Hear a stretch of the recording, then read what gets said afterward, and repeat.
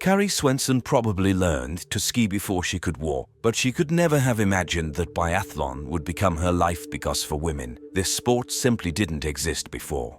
Finally, in 1983, women were allowed to compete in biathlon, despite many of them enduring years of rigorous training. The USA team missed the first Women's European Cup but participated in the first Women's World Championship in Chamonix, France. The 22-year-old American, Carrie Swenson, started with the traditional 10 kilometers race. She finished 5th right after the Soviet athletes who were considered unbeatable leaders in the sport. In the 5 kilometers sprint, she was the best among her teammates, securing the 13th position. However, the real triumph for the team and personally for Carrie came in the relay.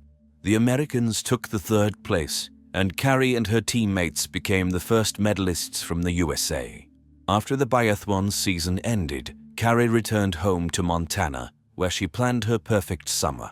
She got a job at a popular tourist ranch called Lone Mountain Ranch and spent all her free time trail running in the backcountry. Carrie opened the window, letting the fresh night air fill her bedroom. This morning, she graduated from Montana State University, receiving her degree in microbiology. After the ceremony, her parents threw a party, celebrating both her graduation and her brother Paul's 21st birthday. They had only won last summer at the Lone Mountain Ranch in the Big Sky area to practice and enjoy the mountains as they did in their childhood. One more year of competitions, and then she would leave to study veterinary medicine, a dream she had since she was 5 years old. Carrie turned off the light in her room and happily drifted into sleep, unaware that her dreams would soon be shattered by the selfish plans of 2 recluses. Carrie had no idea about the conversation between the 2 men that took place in the mountains, several kilometers away from her. The younger man didn't hide his irritation.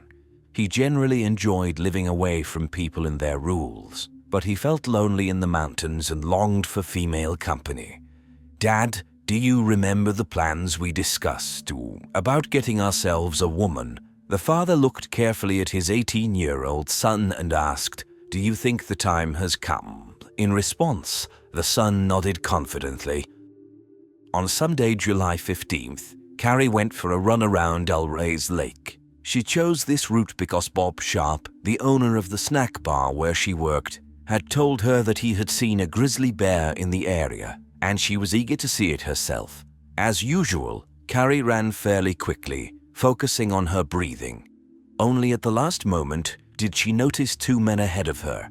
The strangers looked unkempt, they were not smiling, and the younger one had his hands on a pistol and a knife.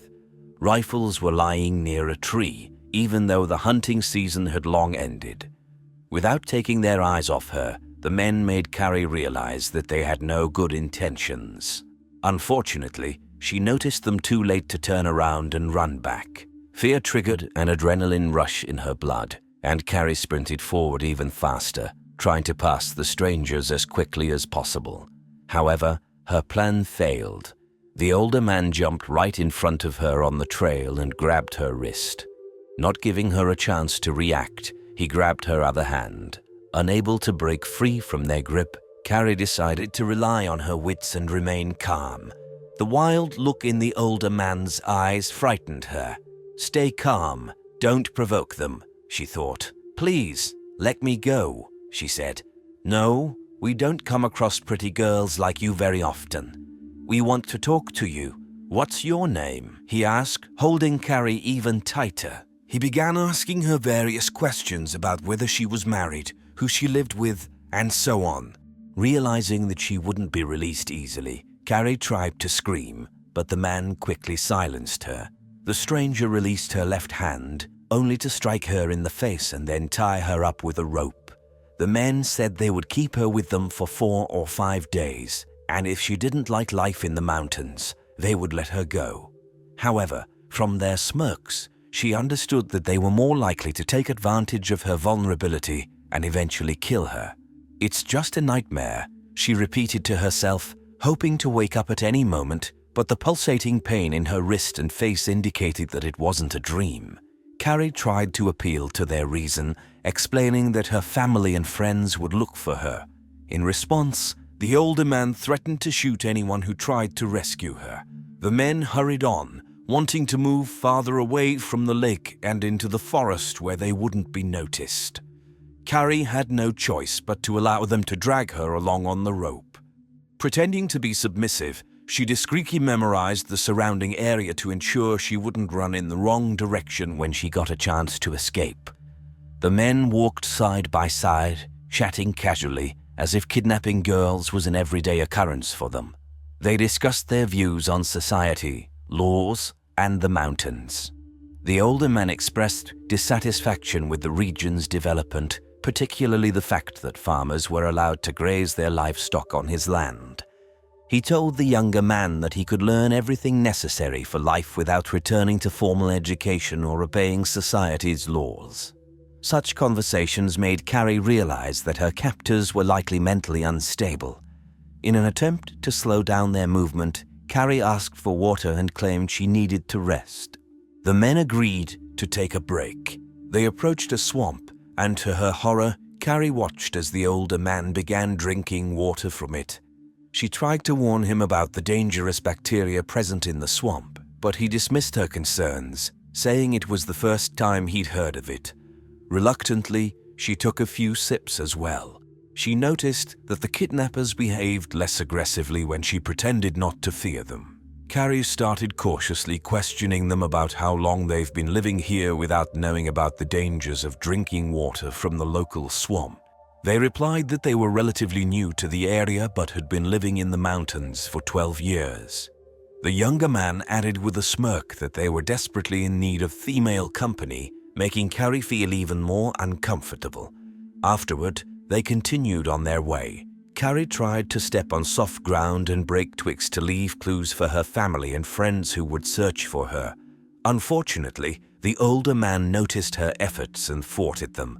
Nevertheless, since she had nothing to lose, Carrie stubbornly kept leaving marks, and the older man kept erasing them. They continued this way, and when Carrie checked her watch, she realized that no one had started looking for her yet. It was only 4 o'clock in the afternoon.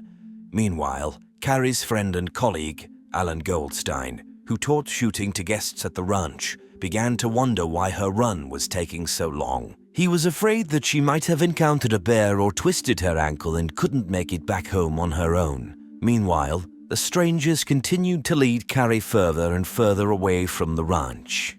After discussing how far they needed to go, they asked her if she could walk 60 kilometers in a day. She chose not to answer, revealing her capability of running 50 kilometers in hilly terrain during training to her captors was out of the question. If they thought she was weaker than she really was, they might move at a slower pace. She had no doubt now that they wouldn't let her live. Not now, not in 4 or 5 days. They wouldn't sacrifice their precious freedom for her. Carrie continued to subtly study the men. They not only shared a common philosophy but also bore a striking resemblance to each other. She started suspecting they were father and son. Carrie knew that people would soon start looking for her, but the thought of her parents or friends falling victim to her captors was far more terrifying than anything she had experienced so far. One way to avoid this was to escape. Since pleading didn't work, she decided to change tactics. Her tennis coach used to say, "Change your tactics when you're losing." Why continue playing a losing game when you have the opportunity to change your strategy? Around 5 p.m., the men decided to take a break for the night, but not before chaining her to a tree, severely limiting her chances of a possible escape. Mosquitoes and black flies were having a feast, with Carrie as their main dish. She was exhausted, hungry, thirsty, fearful for her life, and now chained. Near the tree, she noticed several rocks, one of which could be used to break a link in the chain at night. It was time to try the new strategy. Carrie decided to become unbearable. "Hey, I'm tired of standing by the tree. Loosen the chain so I can sit down," she demanded. The men looked bewildered but allowed her to sit. With her eyes closed as if resting, she secretly tried to reach for the rock. Unfortunately, the younger man noticed her attempt and removed all the rocks she could reach. Around 8 p.m., She continued to act obnoxious and demanded feminine items as she was freezing and being driven mad by the mosquitoes. The younger man, whom the older one called Dan, gave her a shirt and socks, and the older man started talking about how they had many of his ex-wife's things in the underground caves where they live. He went on about how cozy those caves were and that they would never be found there. Carrie heard a voice in the distance. Unfortunately, her captors heard it too. Simultaneously, a plane appeared in the sky. Carrie didn't know if the plane was searching for her, but the men got alarmed and quickly extinguished the campfire. They clearly didn't expect someone to search for the captive so soon. After circling the forest for about an hour, the plane flew away. With dread, Carrie awaited the upcoming night and what they would do to her. However, they left her to herself while sitting silently by the smoldering fire. As night fell, they provided her with one sleeping bag while they lay in another. As the sun began to dip towards the horizon, the concern of Carrie's colleagues grew. 2 hours after she was supposed to show up for work, they started searching for her. Friends and family members of Carrie divided into 4 teams, each tasked with combing through their assigned areas. Carrie's father, Bob Svensson, got in touch with a friend who was a pilot to ask for help flying over the forest. Bob Sharp informed him about the possibility of Carrie encountering a grizzly bear on that trail, which filled him with dread. The teams searched for several hours, calling out her name as they combed the areas where Carrie was likely to run, but as darkness fell, they had to suspend the search. Carrie's brother, Paul, found their father at the ranch after he returned from the airstrip. His father looked pale and restless with worry. Paul needed some time alone, so he asked his father to let him know as soon as there was any news about Carrie and went to his room. He quickly took a shower and lay down on his bed. Suddenly, he saw Carrie. She was tied to a log like some kind of captive animal. The men were sitting around a campfire nearby.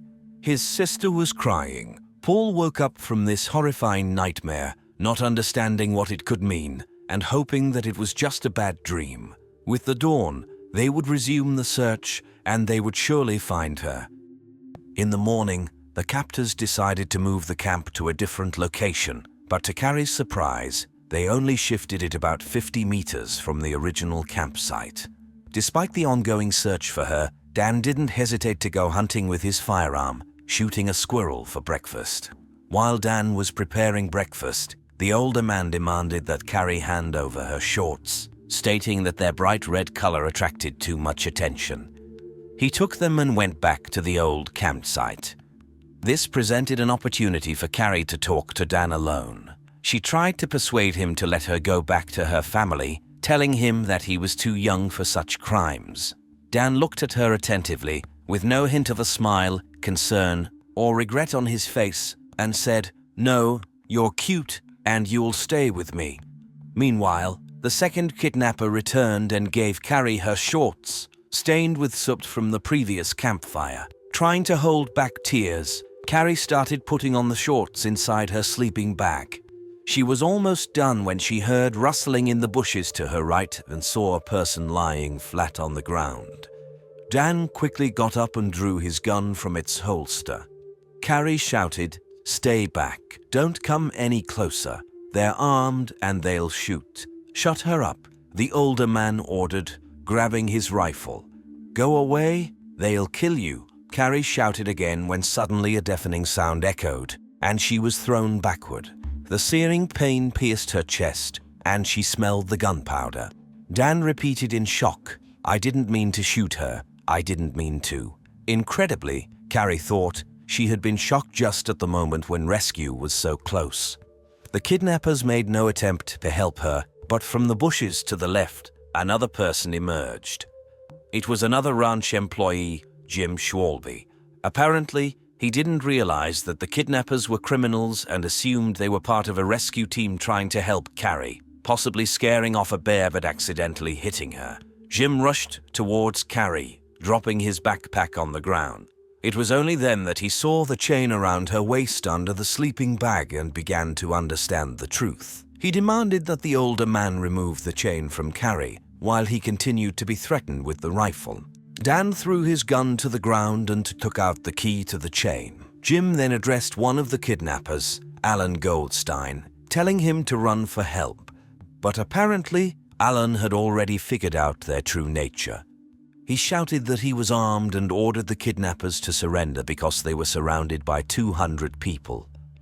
At that moment, Dan violently yanked the chain, and Carrie screamed in pain.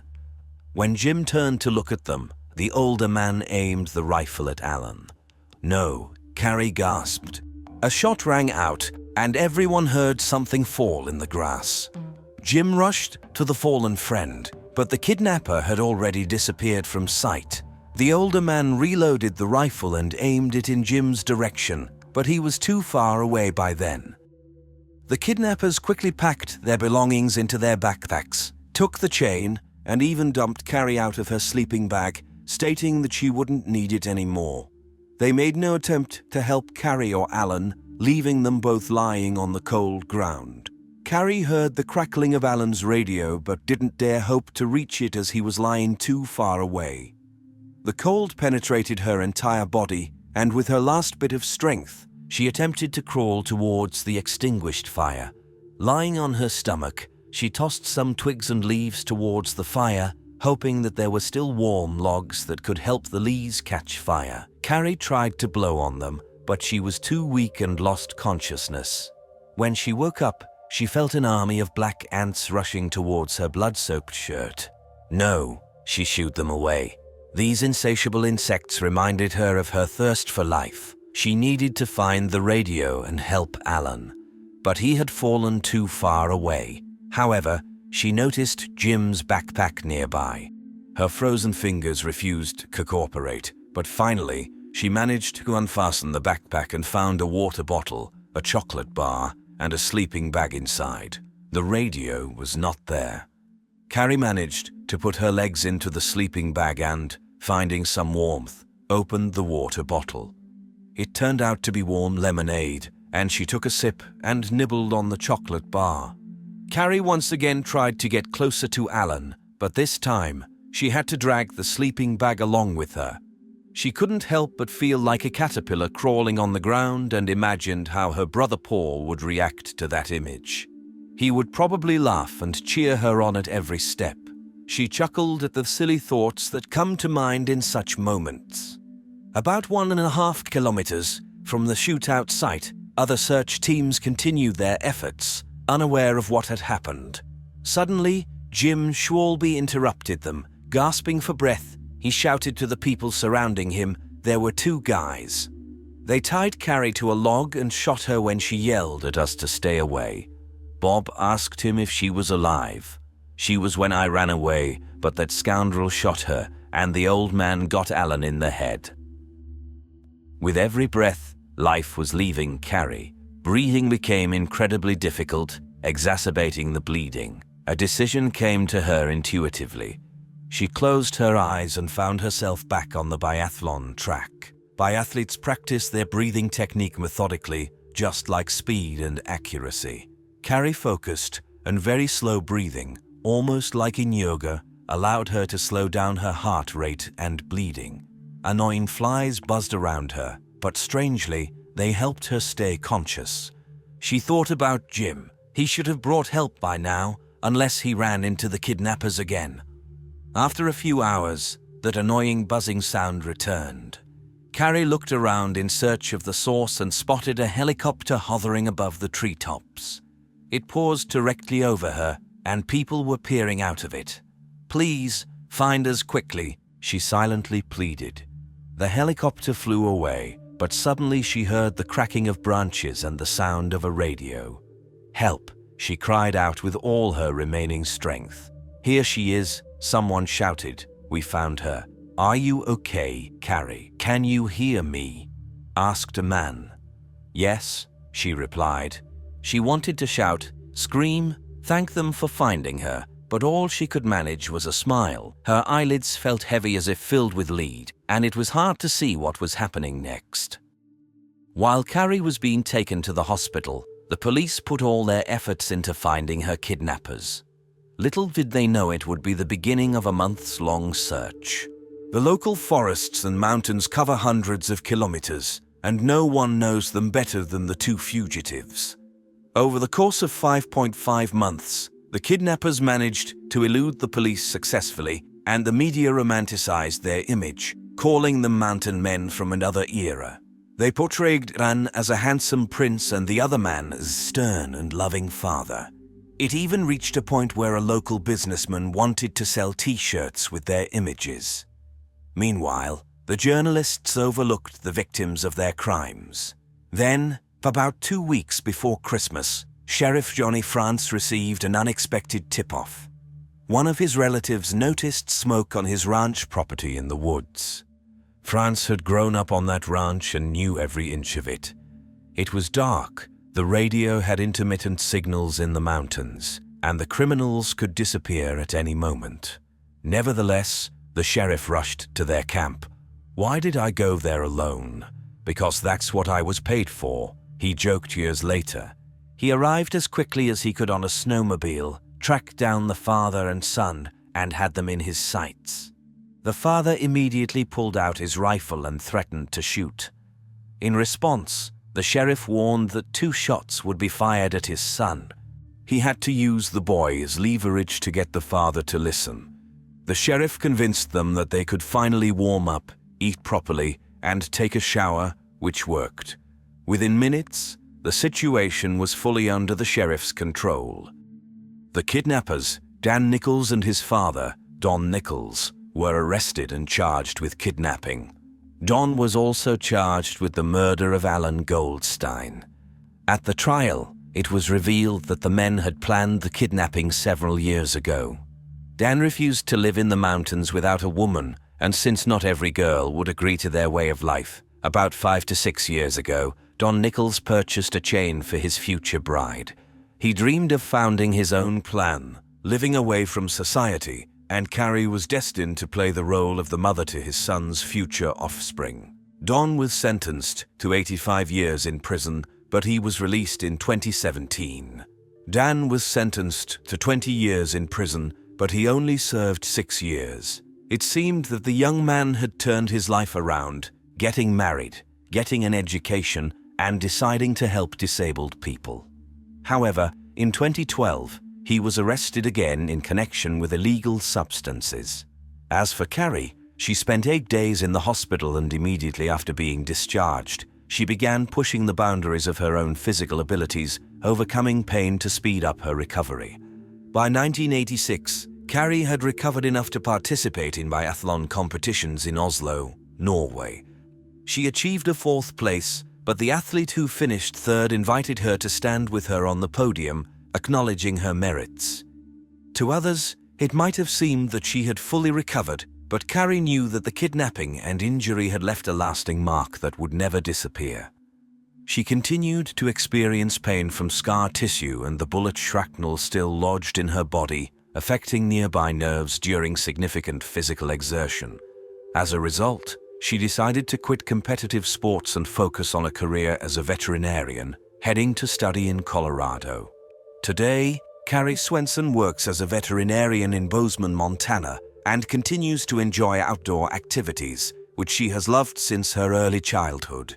She rarely talks about the events that happened and has become a harsh critic of the media's coverage of the kidnapping. In particular, she found the romanticizing of the kidnappers and murderers as rugged mountain men skilled in wilderness survival to be inappropriate. She also believed that the media significantly downplayed the emotional trauma of the abduction, portraying the experience as more romantic than it truly was in the hands of the mountain people. In 2012, when Dana was arrested again, Carrie wrote an article for the local newspaper, mocking the so-called mountain men. The Nicholses may have lived in the mountains at times, but they couldn't survive there, at least not without theft and robbery, often leaving the woods for months and buying modern equipment. In the end, they were so easy to catch because they froze, starved, and grew tired of mountain life. They are no true mountain men, she wrote. On November 6, 1994, Jan Balmain stands on the platform of Newcastle Railway Station, Australia. She cranes her neck, trying to catch sight of the approaching train. Jan eagerly awaits the arrival of her 22-year-old daughter, Ravel, who boarded the train to Sydney. The journey takes just 2 hours. A mother waits, anticipating her daughter, an extraordinarily beautiful blonde with blue eyes, tall and slender, to flutter onto the platform and embrace her. Ravel Balmain lives in the prestigious Sydney suburb of Bellevue Hill, not far from the city center. She is a model and a dancer. She had planned to visit her parents before a work trip to Japan, where her troupe awaited her for their 4th tour. But there is much that Jan doesn't know about her daughter, and on this November day, Ravel does not disembark in Newcastle. Traces of her short life are scattered across Sydney's streets, including items intended to accompany her to Japan, a journey she will never make. 22-year-old Ravel Balmain was close to realizing her dream. As a professional dancer, she had already visited Japan on 3 concert tours and eagerly anticipated her 4th trip. She supplemented her income by modeling, appearing in magazine spreads and product advertisements. Just a few days later, a new issue of a popular Australian magazine featuring Ravel on the cover was scheduled for release, an esteemed accomplishment for a model. Additionally, 4 weeks ago, Ravel met a promising 27-year-old director named Piers Fisher-Pollard. Young, beautiful, and talented, Ravel had high expectations for life, and it seemed like her entire life lay ahead of her. Ravel started dancing at the age of 3. She adored music, jazz, and tap dancing. During her teenage years, she spent a year in a theater school in Britain. However, upon returning from her first concert tour, she realized that performing on stage was her true calling. Unfortunately, it didn't pay as well as she'd hoped, so she juggled dancing with modeling jobs. But even that wasn't enough to cover her bills. Therefore, she decided to improve her financial situation by offering her services to an escort agency. Many girls work in this field for a very short time, facing difficulties, and she was one of them. Much later, Ravel's mother would state that her daughter's decision shocked her family. She had grown up in a loving family, always supportive of their children, and if financial troubles arose, she could have turned to them. The woman speculated that the deeply hidden reason for this decision might have been related to an incident when Ravel was 4 years old and found her 1.5-year-old brother Matthew floating in the pool. He couldn't be saved, and it was very difficult for her parents to recover from this. Perhaps Ravel never managed to overcome it. Nevertheless, in November 1994, Ravel's boyfriend, family, and most of her friends had no idea about her side job. Saturday, November 5th, 1994, was supposed to be her last day working in escort services. At some point, her life took a turn, but after 6 weeks of leading a double life, she was returning to her true love and passion, dance. The day before, she had lunch with her friend Kate Brentnall, who described her as happier than she had ever been. She was very excited about her trip to Japan. Ravel had dyed her hair to a softer, more natural blonde. I thought it was symbolic. I thought she had never looked more beautiful. Sadly, that journey would never take place, because the next evening she disappeared under highly suspicious circumstances. Ravel spent Saturday morning with Piers. In the short time they had been dating, they had become inseparable.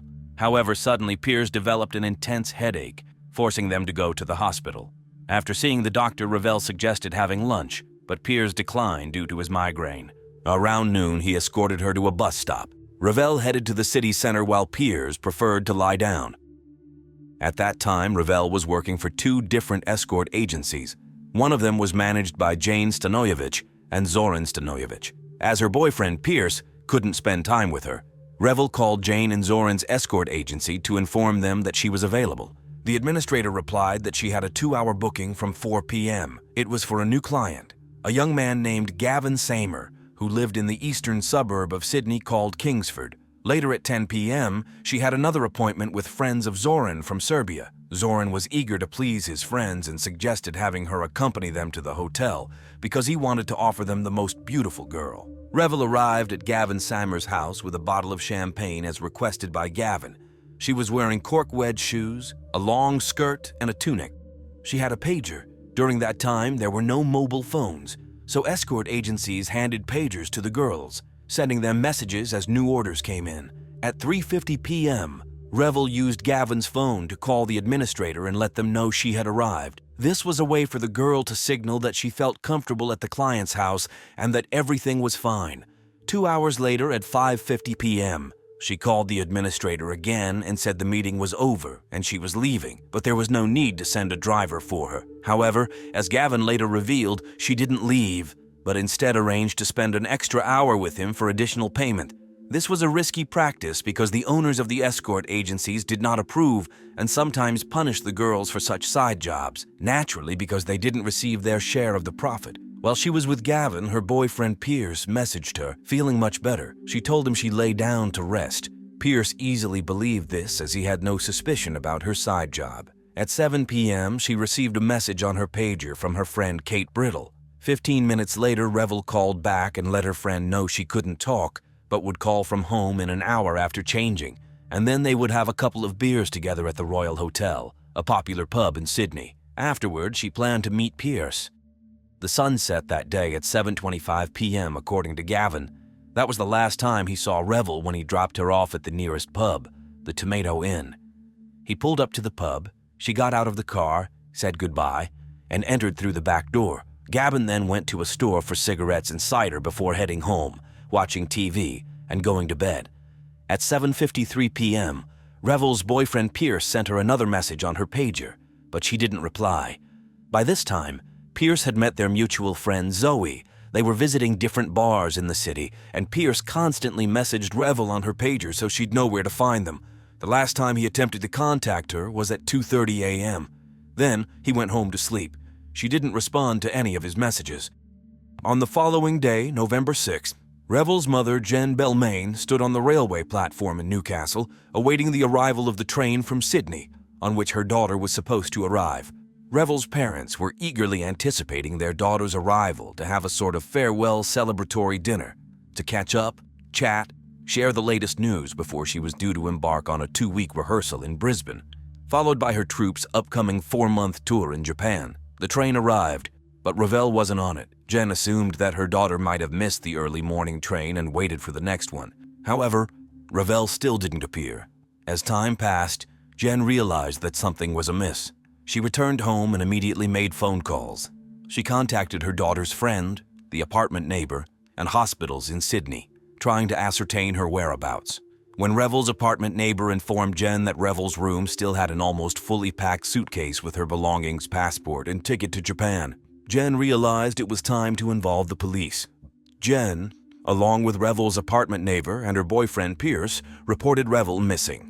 However, the police were not swift in commencing an investigation, despite the discovery of Revel's belongings scattered throughout the Kingsford area, where her last client, Gavin Seymour, resided. Her bag, cosmetics, diary, credit cards, and keys to the Bellevue Hill apartment were found strewn across different streets.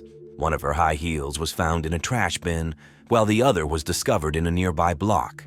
The plastic casing of her pager was lying in a gutter. On the 5th day after the girl's disappearance, when everything indicated an unfortunate event involving Revel, the police started their investigation. Initially, they explored the version that Revel was abducted on the streets of Kingsford, with the abductor throwing her belongings out of the car window while driving. Wild rumors circulated, suggesting she might have been abducted at the request of an Arabian prince and taken to Saudi Arabia. However, the police attempted to investigate more realistic scenarios. Pierce was the first to be excluded from the list of suspects. Investigators considered the possibility that he might have learned about the girl's double life and became so furious that he killed Revel. However, when informed about her side jobs, it was a double blow for the young man. He had an alibi for the evening of her disappearance, and apart from her family, a few friends, and her roommate, he was one of the few people who insisted on continuing the investigation, demanding a more serious approach to the case. Next in line as a suspect was Gavin. Several suspicious moments arose in his story. He recounted that on that Saturday, when he decided to engage the services of the escort agency, his girlfriend Michelle had left home to visit her family. He hired Revel and paid her $500 for 3 hours. To pay Revel, he pawned Michelle's clarinet and received $250 for it. Additionally, he won $150 at slot machines in the Tomato Inn pub. This summed up to $400. He paid this in cash and another $100 to Revel by check. However, the pub staff couldn't recall cashing out his winnings, and he allegedly lost his family's checkbook. Even in the store where he bought cigarettes and cider, there were no records corresponding to the man's claims. His girlfriend Michelle was, of course, questioned. She flew from Brisbane to Sydney 2 days after Ravel's disappearance. Gavin met her at the airport, and she immediately noticed scratches on Gavin's chest and neck. There was also a mark on his finger, as if from a bite. The police also noticed these wounds, but Gavin couldn't explain where they came from, whether from surfing activities or gardening. Michelle also pointed out that Gavin cleaned his car and folded the rear seats, although she added that he often turned the car into a mess, then cleaned it to accommodate his surfboard. Additionally, her incredibly lazy boyfriend laundered the bedding and hung it out to dry just before her arrival. She found it suspicious, but it likely indicated his attempt to hide infidelity rather than criminal activity. Unfortunately, due to the lack of evidence, the police couldn't even conclusively prove that a crime had occurred. The Ravel parents were determined to seek justice for their daughter, but no one was arrested or charged with anything. A member of the Revel family claimed that the police considered Revel's life less valuable because she was promiscuous, hence they half-heartedly conducted the investigation. Gavin's house was searched not immediately after the girl's disappearance, and even then, it was done without a warrant. It was more of a cursory inspection. Gavin's car was checked for DNA and other evidence only after 10 days. Many crucial witnesses were not interviewed and evidence was not gathered. Naturally, the investigation stalled, and there were no developments in it for several years. Only in 1999, after an active campaign by the public, media, and the girl's relatives, did interest in the case resurface, and it was reviewed by the coroner. The detective who led the initial investigation told the coroner that, in the police's opinion, Gavin was the prime suspect in the case. Even Gavin's lawyer, Seymour, was forced to agree that his client was the sole suspect. Gavin worked for the girl's parents' company and at the time was an attractive, successful young man. Additionally, he was quite athletic as he loved surfing. Gavin lived with his girlfriend, Michelle, but when she went to visit her family, he decided to hire an escort. Gavin was the last person seen with Ravel. According to him, she spent an additional hour with him before he dropped her off at the Red Tomato Inn, a pub in Kingsford. He parked his car in the back. Revel exited the car, said goodbye, and walked inside through the back door. He then went to a store and headed home. However, nobody at the pub who was present at that time could recall seeing Ravel. The owner explicitly stated that they had a different crowd that evening, and if such a girl had entered the pub, everyone would have noticed. Despite Gavin purchasing cider at the store, no one remembered this. In other words, after Revel's last call to her friend from Gavin's house at 7:15 p.m., nothing from Gavin's account was officially confirmed. Moreover, Michelle, now his ex-girlfriend, told the coroner in 1999 that she called Gavin that evening but got no answer. After several attempts, she finally got through at 9:22 p.m. and he sounded agitated. His other ex-girlfriend, who had been involved with him before, stated that after drinking, he could become aggressive and hit her in the face. This raised suspicions further, especially because Gavin had been drinking on Saturday throughout the day and had at least consumed half a bottle of champagne brought by Revel. However, one witness, a young man named Jeremy Coughlin, offered a completely different scenario of what might have happened to Revel. Jeremy was a friend of one of Revel's wealthiest clients, Mark Colton. Jeremy recounted that he and Mark were at a party when, after a few drinks, Mark abruptly said, "Aren't people stupid? Have you heard about Revel Belmain? First, there were rumors about an Arab prince who took her to Saudi Arabia. Nonsense. She's at a depth of 3 meters and nobody will find her body. That's what you get for deceiving the brothel you work for. The brothel owner wanted her dead because she was damaging his business." Jeremy asked his friend about Mark's relationship with Ravel, and he replied that he met her outside the brothel, paying her between $500 to $1,000 a week, which was cheaper than paying the agency $200 per hour. When Mark Colton was questioned, he denied saying anything like that, but he indeed had heard rumors that agencies were threatening employees who saw clients privately. Owners of the agency were also questioned. It turned out that on Revel's last day working at the escort agency, she owed Jane and Zoran money, around $300. However, as explained by Jane, this wasn't considered unusual. While most clients pay with credit cards, some prefer cash, and at the end of each week, the girls in the agency reconcile who owes what to whom. According to Jane, Revel was planning to repay the money owing to a meeting with Zoran's friends scheduled for 10 p.m. However, Zoran claimed he was unaware of such an agreement. In fact, his words contradicted those of his wife on almost every point. Jane described that on the day the girl disappeared, she and Zoran bought a television. had pizza at a pizzeria around 5 p.m., and went home. She didn't work that night because she was heavily pregnant and tired.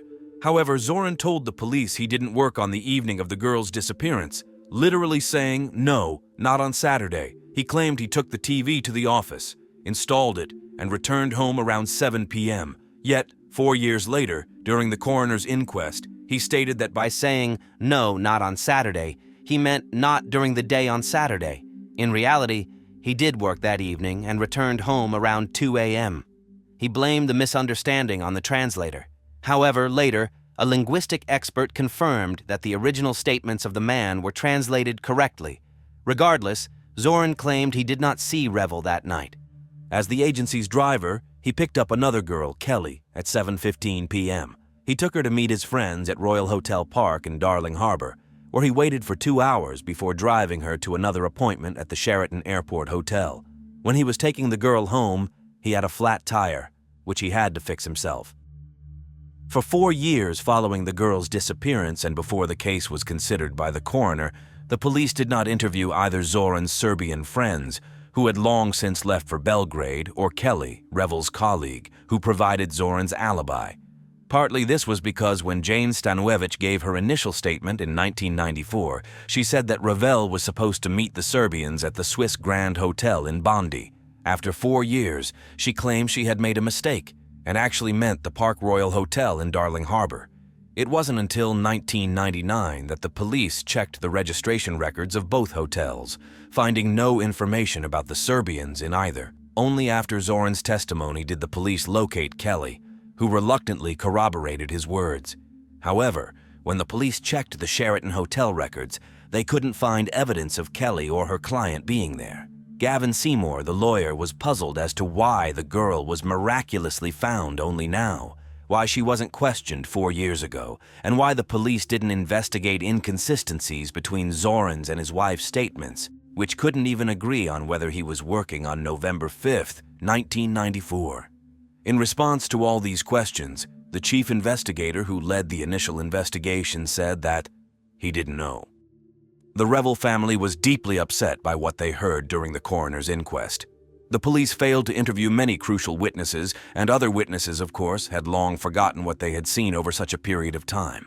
Their lawyers stated that the girl's parents were treated as a nuisance, despite their only desire being to know what happened to their daughter. Didn't they deserve that? Even the coroner was forced to agree that the initial investigation wasn't as thorough as it should have been.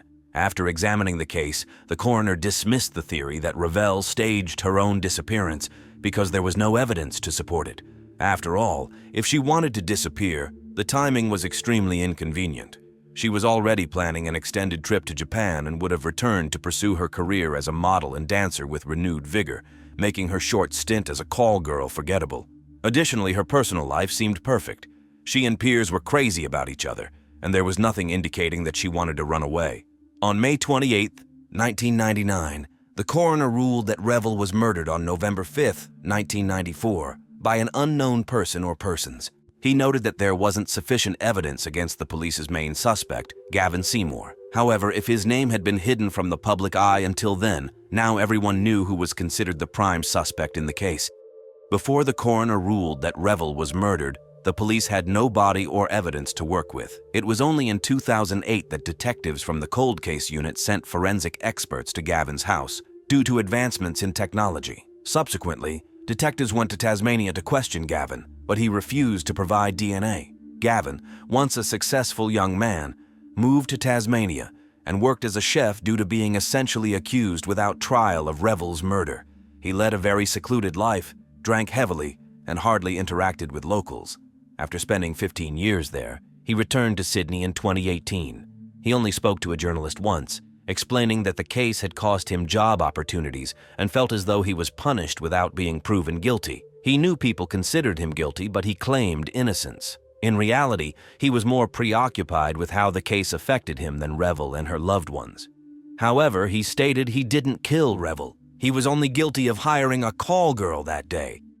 Revel's parents passed away without receiving answers about their daughter. What happened to her? Who killed her and why? Her sister still hopes the case will progress.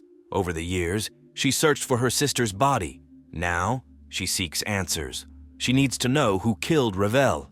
It seems her prayers were answered because in 2021, a new phase of the investigation began. The police announced a reward of $1 million for information leading to Revel's killer's arrest. Additionally, Jane King, former owner of the escort agency and Zoran's ex-wife, made an incredible statement. She said she never thought Gavin Seymour could be involved in Revel's disappearance. However, she now had new evidence supporting Gavin's truth, evidence that would help clear his name but was not found by the police conducting the initial investigation. Essentially, his whereabouts that evening were confirmed. That's all she could disclose at the moment. This new information turned the investigation upside down. In fact, a series of new facts were discovered in the case, crucial enough to be presented to the coroner in February next year. Yes, it took almost 30 years, but the police identified clear contradictions that shifted the entire focus of the investigation. While old evidence still needs testing with new technologies, the new investigation is focused on Jane's ex-husband Zoran and his constantly changing story. He was one of the main drivers for the company, transporting girls to clients. However, there were always discrepancies in the statements he gave to the police. During the initial interrogation, 10 days after Ravel's disappearance, he claimed he wasn't working that night, but was at home with his wife. In 1999, he admitted to being at work, but his new version of events still didn't align because the evidence crucial to his alibi was not found. Revel was supposed to meet Zoran's Serbian friends at 10 p.m., but for some reason, the police never questioned them.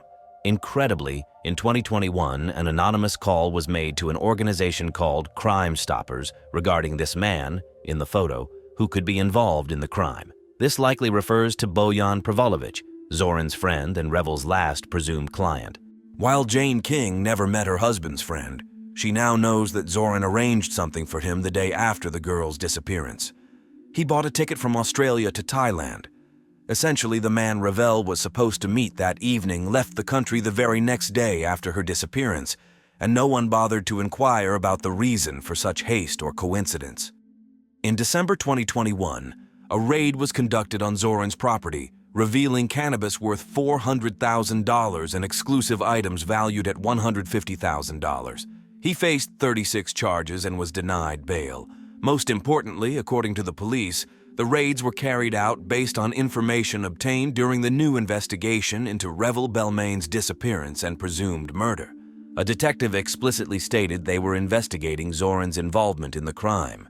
However, if Zoran's behavior appears unusual, no less suspicious are the actions of Jane King herself. On the day Revel disappeared, she and Zoran had lunch at a pizza place. The next morning, upon learning that Revel wasn't answering calls or messages, Jane immediately dialed the pizza place's number. A staff member recalls her being in a panic, as if it were crucial for her to secure an alibi. She allegedly said to the staff member, "The police are investigating a murder. Can you confirm that we were at your restaurant?" Jane denies phrasing it this way. She insists she said disappearance. But regardless of whether she said murder or disappearance, why was she in such a hurry to confirm her alibi on the very day Revel, a grown 22-year-old woman, had disappeared just a few hours ago? Where did this rush come from? Why was she so certain that Revel simply missed her last evening order, given that such occurrences had been noted before? Jane King herself hadn't even called the police at that point. Likely, nobody had yet contacted the police, and certainly nobody was conducting an investigation. It seems she was certain that she would be asked where she was that day. One can't help but suspect that Jane and Zoran know more than they want to reveal. At the very least, people who definitely knew where Revel was that evening, apart from her last client, were the escort agency administrator, Jane King, and Zoran Stanovic. The new police investigation leading to the second coroner's inquest, planned for early next year, is in defiance of the apparent difficulties posed by the time elapsed since Revel Belmane's disappearance. However, it currently promises the greatest hope that this dreadful case will be solved. Today, detectives are closer than ever to capturing her killer. Perhaps they first saw each other at the team gathering participating in cross-country running competitions in early autumn of 1995. Two high school girls from neighboring small towns competing in the 3-kilometer race. No one saw them exchange even 2 words or shake hands, as is customary among competition participants. And why should they? The girls hardly knew each other's names. Their characters and interests were so polarized. One of them, a cheerful, smiling blonde with translucent skin, captivated her classmates. The other, more graceful and petite, mesmerized with an entirely different beauty. Dark hair framed her face like a halo. Her eyes revealed a lively, inquisitive mind and determination. Catching her penetrating gaze made it impossible to look away. The girls had no reason to believe they had anything in common besides running. How could they know that their fates would be forever linked by their acquaintance with a young man, tall, sun-kissed, an aspiring cadet at a military academy? The two runners stood at the starting line, awaiting the shot from the starting pistol. It wouldn't be long before they would meet again. On the early morning of December 4th, 1995, a farmer traveling along a country road noticed the body of a teenage girl on the ground behind a barbed wire fence. Initially, it seemed to him that the poor girl had fallen victim to a car accident. Her face was almost unrecognizable. As later became known, she had been struck with something heavy, followed by 2 gunshots to the head. She was wearing shorts and a t-shirt with an inscription that quickly led the police to her school and eventually helped identify the girl. Adrian Jones, a 16-year-old student from the small town of Mansfield, southeast of Fort Worth. The former farming settlement with a rodeo arena and charming antique shops along the main street, Mansfield was one of the last places near Dallas and Fort Worth where the serene atmosphere of a small town still lingered. In 1984, seeking a quiet and peaceful place to raise their children, Bill Jones and his wife Linda, along with their 3 kids, Adrienne and her younger brothers, moved to Mansfield. Bill was captivated by the modest neighborhood where houses stood neatly in rows, their green, lovely yards touching each other, while the voices of playing children echoed through the streets. Bill and Linda raised their children with strictness, especially Adrienne. However, she was never a rebel. She excelled academically and dedicated a lot of time to sports. After a knee injury during a football game, she joined the girls' cross-country team to get back in shape and proved herself to be such an excellent runner that she helped the team qualify for participation in regional competitions in Lubbock. The restaurant manager where she worked part-time was thrilled with the cheerful and lively employee, as were the customers, especially the boys. There was no shortage of guys interested in dating Adrienne, and it was precisely her sociable nature that made the investigation into her murder so challenging. Typically, when adults are killed, there are no more than 24 people who knew them closely. But a high school girl interacts with hundreds of other kids every day. Detectives quickly realized that Adrienne knew her killer or killers. There were no signs of struggle at the crime scene. Her hands or legs weren't tied. No one had broken into her home to abduct her. Subsequent autopsy revealed that violence wasn't the motive behind the crime. Her death seemed more like an execution, a result of someone's incredible rage, because it takes an extremely cold-blooded person to shoot a familiar girl in the face from half a meter away.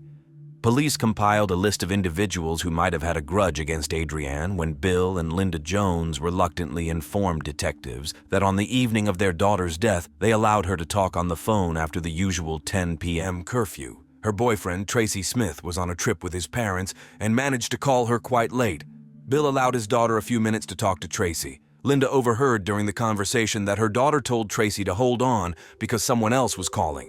Adrienne switched to call waiting and spoke with someone for a minute before ending the call with Tracy. When Linda asked her daughter who had called, she replied, "Oh, it's David from the cross-country team." He seemed upset about something. After talking with Tracy, Adrienne went to her room but didn't go to bed. Instead, she started ironing her school clothes. Linda recalls that her daughter seemed agitated. She instructed her to turn off the lights and go to sleep. The night passed quietly, except for the fact that shortly after midnight, Adrienne's younger brother heard the sound of a running engine near the house. When he looked out the window, he saw a pickup truck driving away from the house. The next morning, Adrienne wasn't in her room, but her parents thought she might have gone for a run. However, upon finding her sneakers, they grew concerned. Linda called her daughter's coach to inquire if there was a guy named David in the team. "Well, there's David Graham," the coach replied. Linda informed the coach that her daughter was missing and that David might have called her in the evening. The coach was puzzled. She didn't even know that David and Adrienne were friends. When asked if he had called the girl in the evening, David expressed confusion, stating that he had no reason to do so. Investigators also spoke with David but quickly ascertained that he had no connection to Adrienne's death, so they didn't even propose a polygraph test to him. Firstly, Adrienne's phone book didn't have David's name. Secondly, None of her friends mentioned him. Adrian's close friends claimed that she shared her most intimate secrets with them, yet none mentioned anything about David. The prime suspect in Adrian's case became a teenage girl from Mansfield, Tara, who lived in a trailer and had earned a bad reputation in town. A year earlier, she suspected her boyfriend of cheating on her with one of Adrian's friends. According to police reports, the girl attacked her rival with a baseball bat and wounded her boyfriend with a gun. During the trial, Adrian testified in favor of her friend, for which the accused vowed revenge against her. Some school students were convinced that this girl was responsible for the murder because she had already demonstrated her capacity for violent attacks with weapons. However, she had a solid alibi and passed a lie detector test. In turn, Bill and Linda suspected their daughter's boyfriend, Tracy Smith, because he didn't attempt to contact the family after Adrian's murder. The girl's parents didn't know Tracy well. He was a tall football player attending school in the neighboring town of Venus. Apparently, he and Adrian had met 2 months prior at a diner where she worked. Tracy also successfully passed a polygraph test. However, he provided the police with a new lead. He said that Adrian told him that during their conversation that evening, it wasn't David who called her at home, but Brian. She mentioned that Brian seemed upset and wanted to meet her that night to talk. Investigators discovered that Brian McMillan worked nearby the restaurant where the girl worked part-time. He had a strong liking for her and would often visit to see her. However, he became so intrusive that when the girl saw him at the restaurant, she would hide behind the counter. Things took a darker turn when investigators found out that the 17-year-old boy was taking 4 types of medications to manage symptoms of depression. During police questioning, he initially claimed not to know Adrienne, then admitted knowing her, but couldn't recall if he spoke with her that night because he had been drinking heavily for the past 6 months. He mentioned feeling sad because all his friends had girlfriends and he felt like an outcast. The police built a compelling case. A young man unable to attract the attention of a beautiful girl finds a way to meet her at night, but loses control. Brian didn't deny the possibility of visiting Adrienne or taking her somewhere. He simply couldn't remember. On December 15, 1995, the police searched his house, seized his pickup truck, and arrested him, despite his father's claims that his son hadn't left the house that night. After spending Christmas and New Year in jail, the young man underwent a polygraph test, which he passed successfully. Following Brian's release, numerous rumors circulated about the case, but no new suspects emerged. During the summer of 1996, after nearly 300 interrogations, detectives were forced to acknowledge that they no longer had even a single worthwhile lead. Bill and Linda sank deeper into despair. Bill restrained himself from interrogating every teenager he encountered in town. Linda would sit in her car and drive to the place where Adrienne was found at night, hoping to encounter her killer. It seemed that the case would never be solved. Then, suddenly, on August 29, 1996, a lawyer from the military academy in Annapolis contacted the investigators inquiring about any unsolved teenage girl murder cases involving a girl named Adrienne. Naturally, the investigators responded affirmatively, asking for more details. It turned out that 2 female cadets at the academy had made a horrifying statement to senior officers related to a murder in Texas. Their roommate, Diane Zamora, confessed to them that her boyfriend would never cheat on her because they were bound by a murder. Investigators immediately flew to Annapolis, but Diane didn't confess to anything, stating that the story was merely an attempt to gain more respect among other cadets. However, the police didn't stop there. They flew to Colorado to speak with Diane's boyfriend at the Air Force Academy.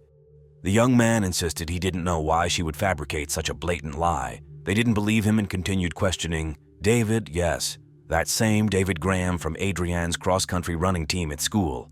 The David she allegedly spoke to on the phone on the night of the murder, according to Adrienne's mother.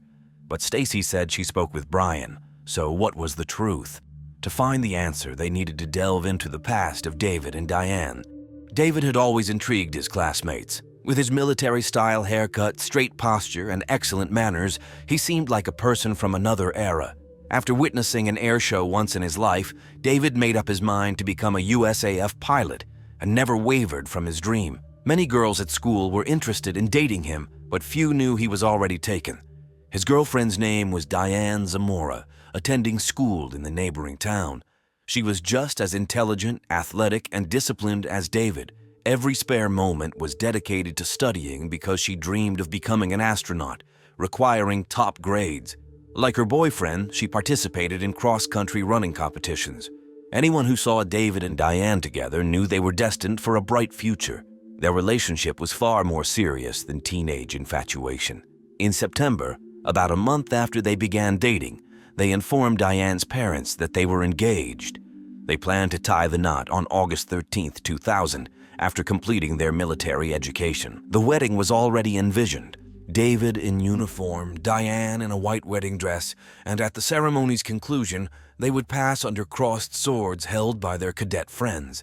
Their families were amazed by the seriousness of their relationship, which only deepened over time. David and Diane were so absorbed in each other's lives, almost obsessed. Diane even decided to attend the Air Force Academy alongside David, setting aside her own plans. However, when she missed the deadline for application, she enrolled at the U.S. Naval Academy, intending to transfer closer to her boyfriend later. Upon their acceptance into their respective academies, David and Diane became part of an elite group of American teenagers. Yet, to solidify their place in these prestigious institutions, they had to endure grueling summer training designed to rid them of civilian habits and instill military discipline. For the newcomers, these 6 weeks consisted of constant marching, running, push-ups, and strict adherence to orders. David excelled in basic training in Colorado Springs. According to Diane's letters to her family, she was also doing well in Annapolis. However, her squadron commander, Jay Guild, a likable cadet from Chicago, mentioned that Diane was physically falling behind the others because she always seemed emotionally detached. She kept reminiscing about David, missing him, but spoke about him strangely, as if she didn't trust him yet still wanted to be with him. David and Diane, once completely confident in their commitment to each other, seemed to have lost control of the situation. On one summer day, Jay asked Diane if David had ever cheated on her. She answered yes. When asked what she did about it, she said she asked David to kill another girl. Shocked, Jay listened to the story of how David killed a girl named Adrienne. Despite the strict moral principles of the academy, Jay didn't tell anyone about the conversation, for which he later paid the price in his dream of becoming an officer. He claimed he didn't want to believe her and thought the girl was just seeking attention, but at the end of August, Diane repeated her story to her 2 roommates. The girls talked, and one suddenly said that Diane and David were so close that it seemed they would even kill for each other. Diane confessed that they had killed before. Then, either out of guilt or pride, she told them the story about Adrienne. At first, the girls were skeptical about their roommate's story, but the next day, they informed a senior officer. He contacted the academy's attorney, who began calling police stations in the Dallas-Fort Worth area, inquiring about any unsolved murders of teenage girls. On August 29th, they contacted the police in Mansfield, immediately after which investigators flew to Annapolis. Although David tried to deny the accusations, the police managed to find out that his friend held a terrible secret. On the day of Adrienne's murder, David and Diane came to him at night in blood-stained clothes. Then the senior officers of the Air Force Academy told the young cadet that it was his duty to tell the whole truth, and the guy surrendered. He sat in front of the word processor and typed a confession spanning 5 pages. David wrote that on one weekend in November, he went to regional tryouts in Lubbock with other members of Mansfield High School's cross-country team. The school provided them with a large van for the trip. Naturally, Adrienne Jones, a member of the girls' team, also went to the tryouts. In many ways, Adrienne was the complete opposite of Diane. Despite her impressive academic and athletic achievements, she was an outgoing girl who knew how to charm any guy. However, nobody noticed anything between David and Adrienne during the tryouts. They didn't sit together, didn't talk, and as Adrienne's friends claimed, she intentionally kept her distance because she had high moral principles and would never draw attention from another girl's boyfriend. But according to David, something did happen when they returned to Mansfield. David gave the girl a ride home, but they didn't go straight to her house. They parked behind the elementary school where they spent some time together, enjoying each other's company, a brief but fatal adventure for this story. It was an impulsive mistake, and for a month after that night, David was plagued by guilt and shame. His perfect and pure relationship with Diane was tainted by one girl who stole our purity. Finally, he confessed everything to Diane. For at least an hour, she screamed so much that he was afraid for her. She screamed that she wished he never existed, that Adrienne never existed, then screamed that he should kill her. David hardly expected anything like that, but he agreed to fulfill her demand. After Diane's ultimatum, I hesitated long and hard to commit the crime. I was stupid, but I was in love, he wrote in his confession. David admitted that he called Adrienne on the night of December 4th, 1995, and told her he wanted to meet. He picked her up in a Mazda Protégé belonging to Diane's parents. Diane hid in the back. Parking the car on a remote road, the two attacked the girl. Diane hit her with David's dumbbell, but Adrienne managed to escape through the window and ran away. Panicking, David grabbed a 9mm Marikov pistol and ran after Adrienne. When it was all over, the two left. The only thing they said to each other was a confession of mutual love. Then Diane's thirst for revenge suddenly faded, and she said they shouldn't have done it. The young killers went to David's friend, who lived in the neighboring town of Burleson, and tapped on the window. In blood-stained clothes, they climbed into his room through the window. As David's friend recounted, David begged him not to ask questions. It was obvious that both David and Diane were extremely upset. They cleaned themselves in the bathroom, then lay down on the floor and just held each other tight. Initially, David's friend did not report the incident to the police, and David and Diane returned to their normal lives. In the spring, they learned that they had been accepted into educational institutions. David was admitted to the Air Force Academy, and Diane to the Naval Academy. On the attic of David's parents' house, the police found weapons and several dumbbells confirming David's confession. After that, it was Diane's turn to make a statement. Her version of events fully coincided with David's words. In her notebook, the police found an entry, December 4th, Adrienne, 1:38 a.m., and in the parents' car, the blood of the deceased girl. She was placed in a cell. She looked like an innocent girl in a sleeveless shirt and blue jeans. She continued to do push-ups and squats and asked her mother to bring her textbooks so she could study. For the abduction and murder, David and Diane faced the possibility of the highest punishment. However, Adrienne's parents believed that the loss of one young life was sufficient and requested the prosecutors to insist on a life sentence. The young individuals were tried separately, and their lawyers promised to pin the blame on the other defendant. Although initially it seemed that David and Diane would never agree to this because they promised that nothing would ever come between them. Diane broke this promise initially. However, she failed to persuade the court that David committed the crime, and she had no involvement. She was sentenced to life imprisonment with the possibility of parole only after 40 years.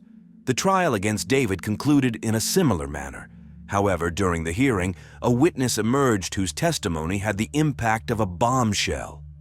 The girl had attended the regional cross-country meet with Adrienne and David. After returning to Mansfield, supposedly when David dropped Adrienne off home and allegedly cheated on Diane, it was this witness who actually drove Adrienne home. Astonishingly, apart from a few of Adrienne's closest associates, no one ever questioned David's words regarding his connection with the girl. Although this statement didn't influence the verdict, it became entirely perplexing why David confessed to Diane about infidelity that never occurred. In interviews after the trial, he affirmed that there was nothing between him and Adrienne. He simply wanted to make his girlfriend jealous. If he retracted his words, she simply wouldn't have believed him. This story shook the entire country. The shocking truth left everyone astonished at what was happening with the best and brightest youth in the country. How did David and Diane convince each other that only death could erase the stain from their pristine teenage love? How could they think that infidelity was a far worse crime than murder? Various thoughts were expressed.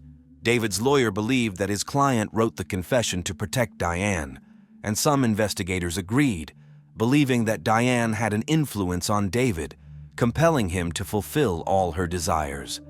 Others believed that David, who introduced weapons and infidelity into Diane's life, once wholly dedicated to studying, made her his accomplice in a heinous crime, binding their fates forever. There was also the police's third theory that David, wanting to prove he didn't love Adrienne, fired one shot, while Diane, consumed by rage, fired the second. However, these are just speculations, so it remains only a matter of conjecture. Would they have become criminals if they had never met? I will tell you a story. It won't be a happy family tale. It's a story about human psychology, control, and manipulation. And the worst part of this story is not the events unfolding in it. The worst part of this story is that it's true. The story begins in a fast food restaurant where Louise, an employee, is about to experience the worst day of her life. However, the day starts like any other. Employees serve customers, do their jobs, when suddenly a phone call interrupts the routine. A police officer informs about a theft that occurred in the restaurant. He claims that Louise stole a wallet from a customer and asks the assistant manager to inspect her personal belongings and confiscate her phone. After the search yields no results, the officer requests the manager to detain the girl until his arrival. And this is just the first of many increasingly questionable requests awaiting her ahead. In April 2004, Louise Ogborn from Mount Washington, Kentucky, celebrated her 18th birthday. As one of the top 10 students, she looked forward to enjoying her last month of school before pursuing a career in medicine. Louise was not only a talented artist and photographer, but also known for her reputation as a responsible and well-mannered young woman. When her mother lost her job due to health issues, Louise decided to temporarily set aside her dream and started contributing financially to her family. In January 2004, she took a part-time job at McDonald's. Earning $6.35 per hour, Louise was considered a reliable employee who never hesitated to take on extra shifts to help her colleagues. On Friday, April 9th at 4:45 p.m., as Louise was preparing to go home after her shift, she was asked to stay a bit longer to cover for a sick colleague. Without hesitation, she agreed, aiming to assist and earn some extra income. At 4:56, the work phone rang, and Donna Summers, a 51-year-old assistant manager for about 8 months, answered the call. The caller identified himself as Officer Scott. Officer Scott claimed that the restaurant's general manager, Lisa Siddons, was also on the line with him. He explained that he was calling because a girl who had recently been in the establishment had her wallet stolen and they suspected someone on Summers' staff. Scott provided a description of the suspect. A young, slender girl with dark hair wearing the restaurant uniform. Summers immediately thought of Louise. Despite Louise having an excellent work record, she fit the description perfectly. Leaving Officer Scott on the line, Summers asked Louise to accompany her to the manager's office. Donna led Louise into the office and locked the door. Donna informed Louise that a police officer accused her of stealing a wallet.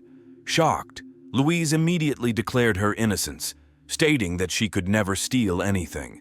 Donna explained that the police officer had described Louise as a suspect in the theft. Officer Scott was still on the line, and Summers alternated between talking to him and Louise. Scott informed Summers that the girl had a choice.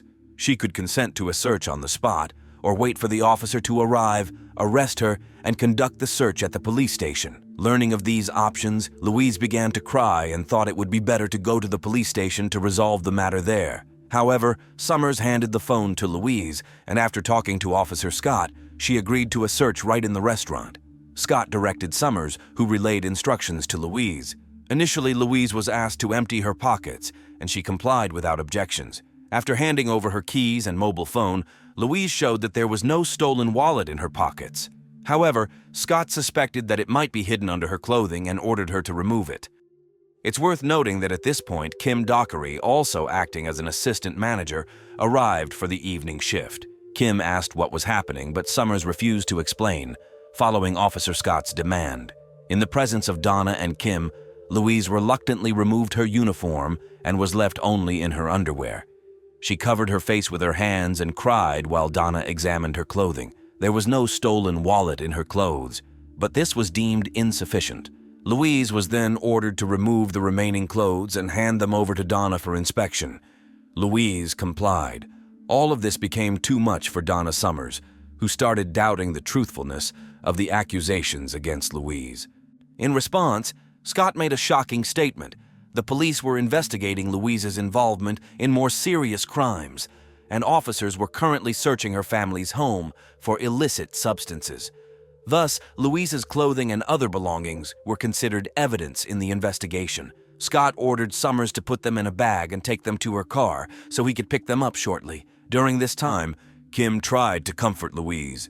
She gave her an apron to cover herself. As the restaurant was crowded, Kim returned to her work. Summers told the police officer that she also needed to work. Then Officer Scott asked her to find a male employee who would watch over Louise until the police arrived. Summers called 27-year-old restaurant cook Jason Bradley. She left him in the office with Louise and the phone while she returned to her duties. The young man tried not to look at Louise, who was covered with a dirty apron, while listening to Officer Scott's instructions. Learning that Louise had nothing on except the apron, the police officer ordered Jason to take it from her and describe Louise to him. This demand upset Jason. After talking to Scott for just a few minutes, he stormed out of the office and told Donna Summers that he considered it discrimination. He declared to Donna that he wouldn't participate and was going back to the kitchen.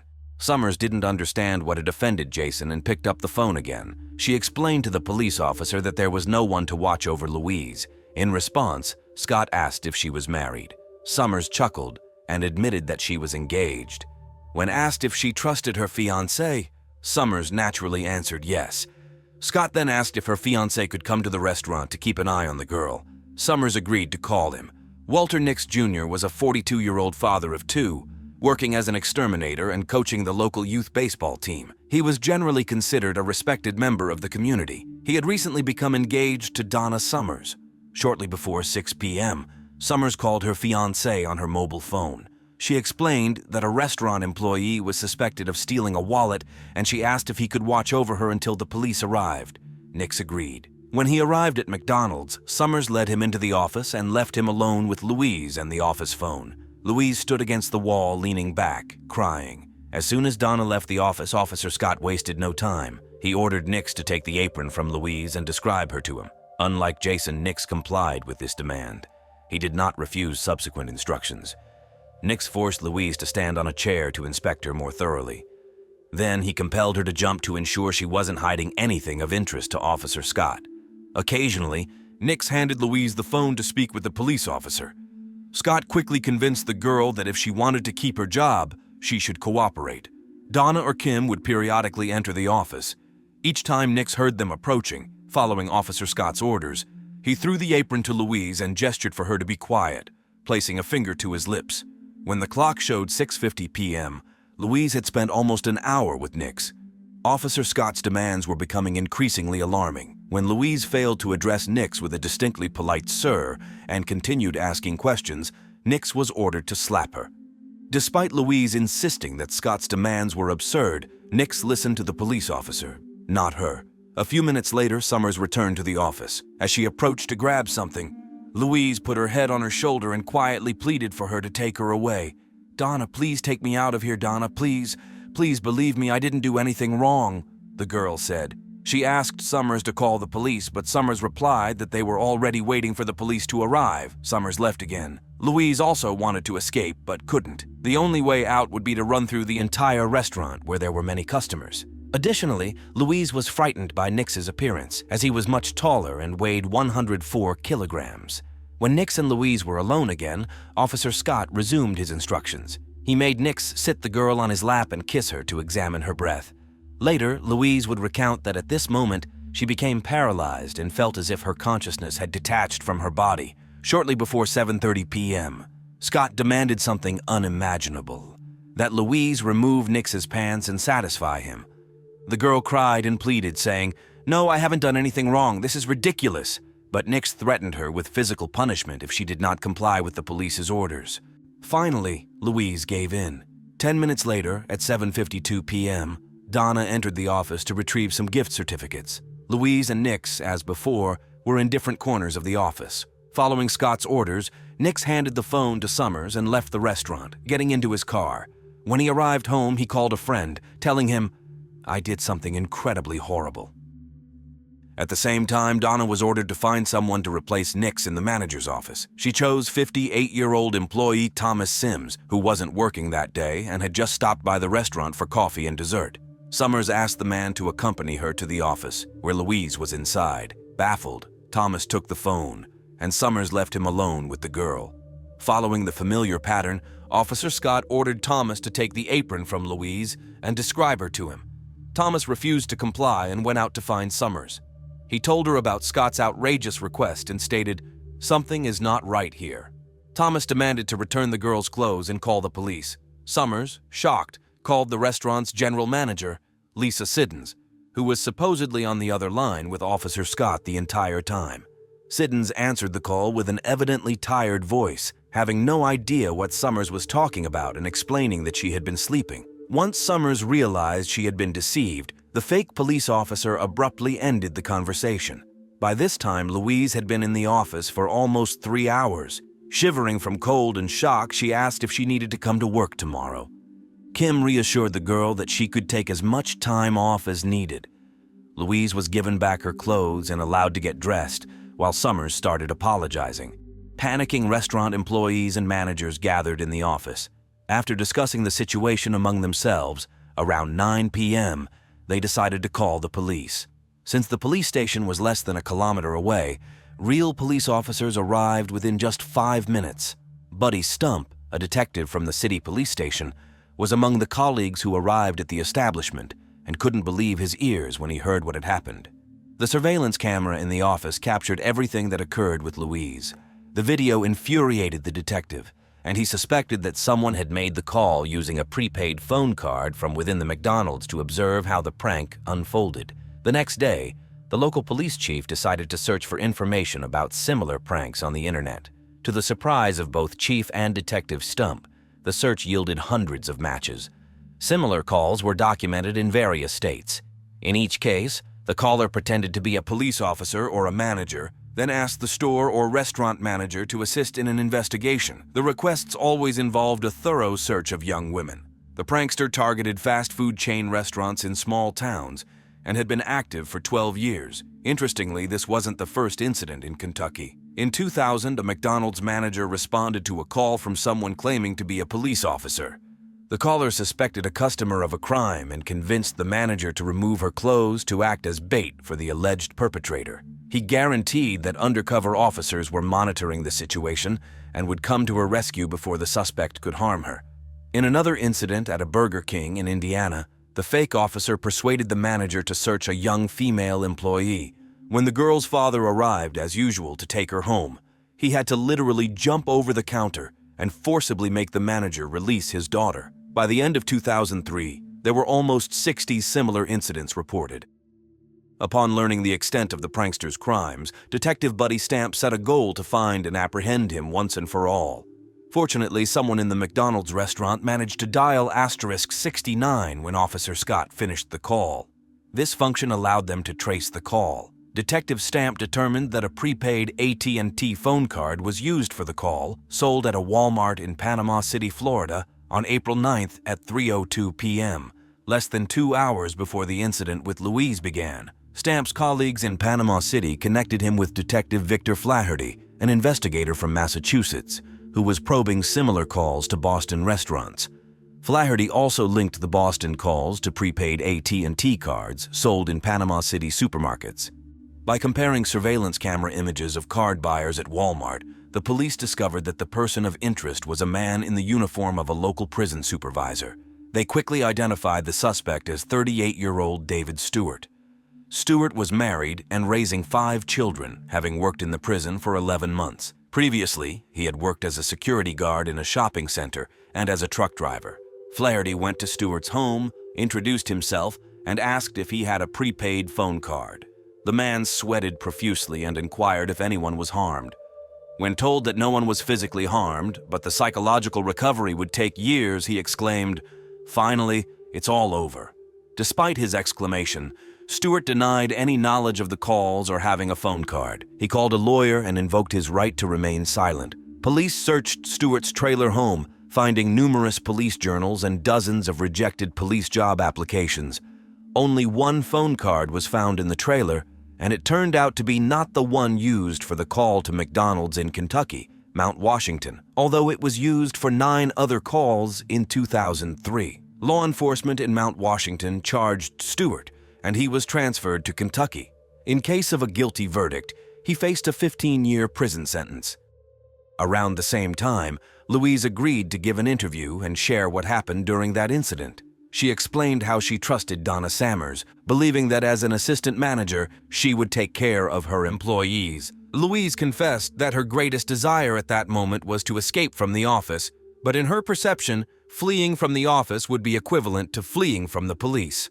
Additionally, her family depended financially on her job, and she feared losing it. She also noted that her parents had taught her to obey and not argue, when an adult asked her for something. Louise's interview was supplemented with comments from a clinical psychologist who confirmed that her description of feeling as if her consciousness had separated from her body was common among people who had experienced similar situations. As a result of the prank call, Walter Nix faced serious charges. Donna was shown what her fiancé had done to Louise, and she immediately ended her relationship with him. Initially, Summers was suspended from work at the restaurant and later dismissed. McDonald's cited a violation of company rules, specifically that the woman brought a stranger into the office, as the reason for her dismissal. Summers was also charged with unlawful imprisonment. Her colleague, Kim Dockery, was transferred to another restaurant. Collectively, the charges against Nix could have led to a 20-year prison sentence. In February 2006, he pleaded guilty to assault and unlawful imprisonment in exchange for a 5-year prison term. He claimed that he himself became a victim because he sincerely believed in following the police officer's orders, even when the orders became inhumane. During the trial, he apologized to Louise. Summers was sentenced to a year of probation, although the prosecutor insisted on actual imprisonment. He explained, "It didn't matter whether Summers thought she was dealing with a police officer or not. If the President of the United States ordered to take a girl's clothes and lock her in a room, there would be no justification for that." However, some leniency was shown towards her after Louise revealed that her manager had been deceived and she became another victim of the crime. The trial of Stewart began on October 24, 2006, following the court decisions in the cases of Nix and Summers so they could testify against him. Nix claimed in court that he simply followed Officer Scott's instructions. Donna asserted that she spoke with 3, as it seemed to her, different people and heard a police raid in the background. Moreover, Scott knew the names of several employees and a customer in the restaurant, claiming that the general manager of the establishment, Lisa, was on the other line, so Donna believed she was talking to a real police officer. Detective Stamp questioned how Stewart could know the names of the employees and customers. He replied that he did not know because investigators could never confirm these claims. The bombshell effect was produced by the testimony of Thomas Sims, a restaurant worker who put an end to the cruel prank. According to him, Louise said she would receive a substantial check as a result of what she went through. Thomas admitted that he never reported this statement to the police and only informed McDonald's management. Stewart's lawyers skillfully used this testimony to suggest that Louise staged the entire incident to demand compensation from McDonald's. The defense also argued that the prosecution lacked sufficient evidence, and the discovered phone card was not the one used to make the call to McDonald's in Kentucky, Mount Washington. Furthermore, the fact that Stewart bought the card does not prove that he used it. On October 31st, the jury found Stewart not guilty and all charges were dropped. Despite this, the prosecutors were convinced that they caught the right person, as there were no calls from the prankster since his arrest. Louise filed a $200 million civil lawsuit against McDonald's, blaming the company for not informing employees about the prankster, even though the company knew about the prankster for at least 2 years. There were about 30 other calls to McDonald's, and 12 cases resulted in lawsuits in 4 different states. All these cases ended in out-of-court settlements. Louise's case was the only one that went to trial. The jury was given 12 possible verdict options. They deliberated for a long time and finally decided that part of the blame for what happened lay with the prankster and the other part was on McDonald's. They ruled that the company would pay Louise over $6 million. It later became known that the jury members took a long time to deliberate because they couldn't agree on the compensation amount for Louise. One juror wanted to give her $100 million, while another insisted on just $1. As a result of an unsuccessful appeal, McDonald's was obliged to pay an additional $2.4 million to cover legal expenses. Incredibly, Donna also filed a $50 million lawsuit against McDonald's, claiming that the management did not warn restaurant managers about the prankster. In response, McDonald's stated that they initially did not inform managers because they did not want them to refuse to cooperate with real police officers. However, a few days before the incident in Kentucky, they did send a voice message to managers with a warning. They also argued that the strip search went against their rules since 2001, something Summers should have known.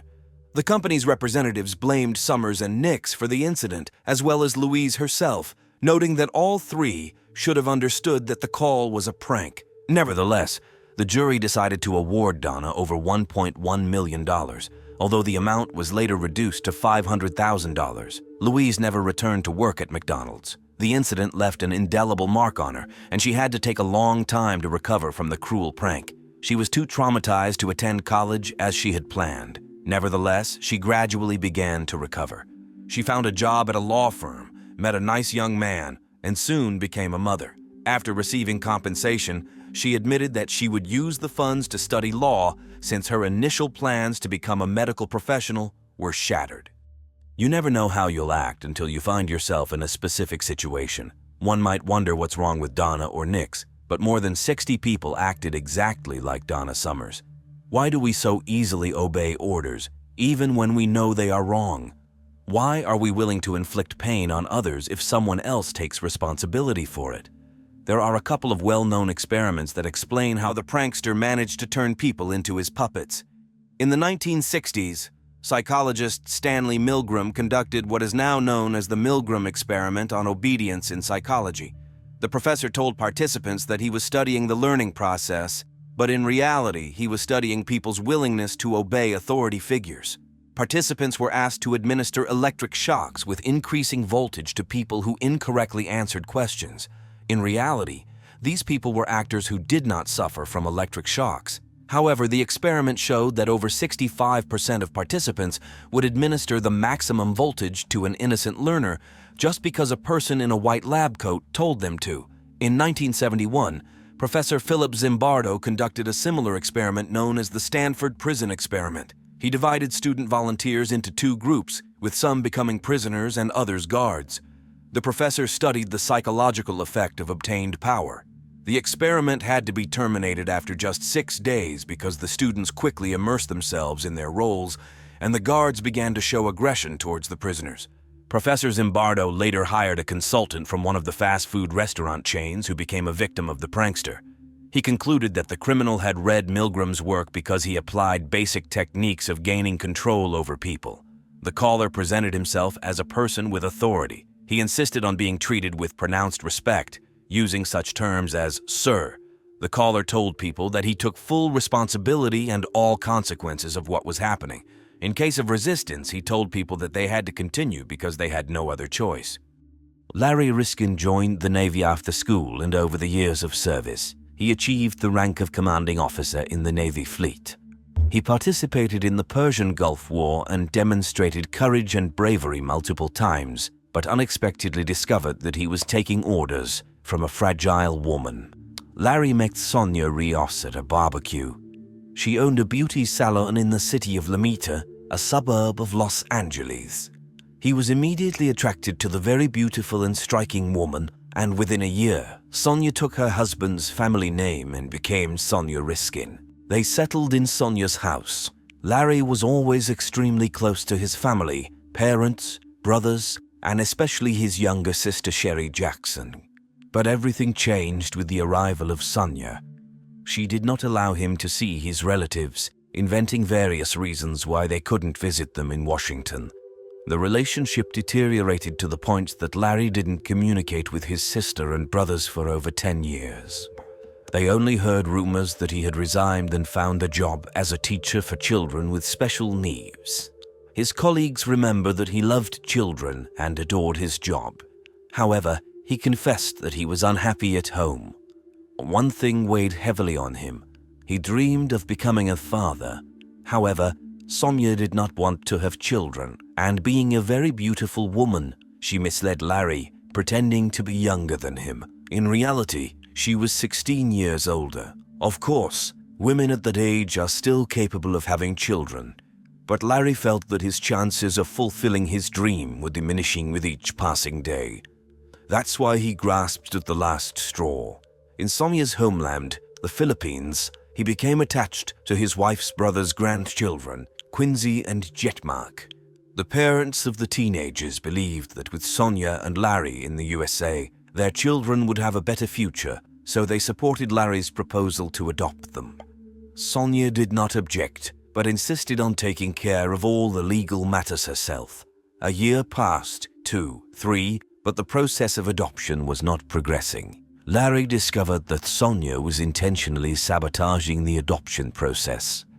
At that moment, It was his last chance to create a complete family, and he was very disappointed. So much so that he demanded a divorce. Sonia agreed, but with one condition. She asked her husband to go to the Philippines and sell her family business, a taxi company, a matter that needed to be resolved immediately.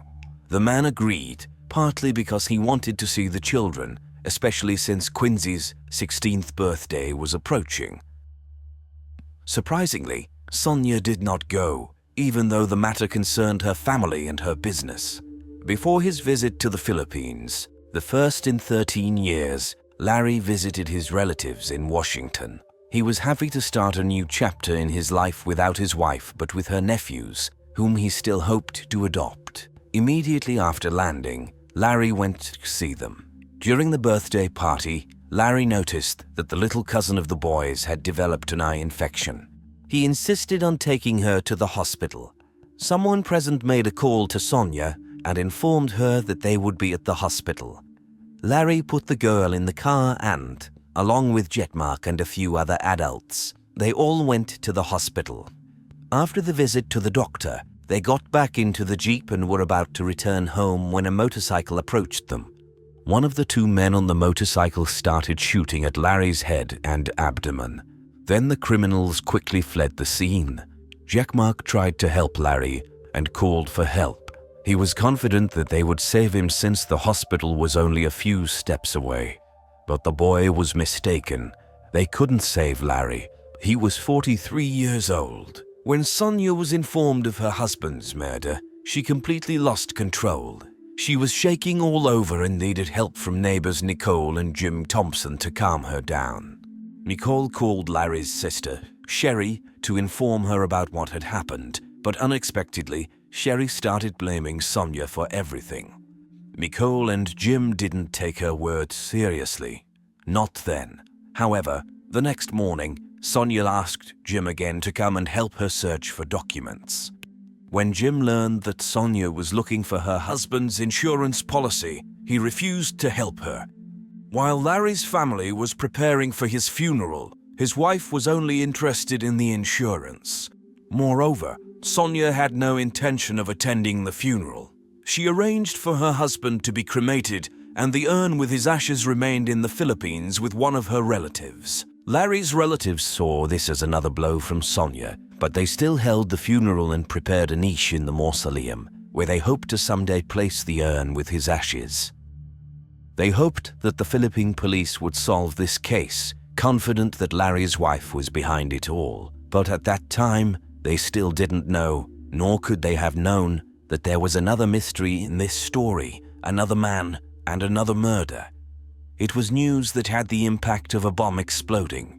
Larry Riskin was not Sonia's first husband, and the reason why they were no longer together with her first husband was that he was killed in the Philippines 19 years ago. The man's name was Earl John Bordeaux.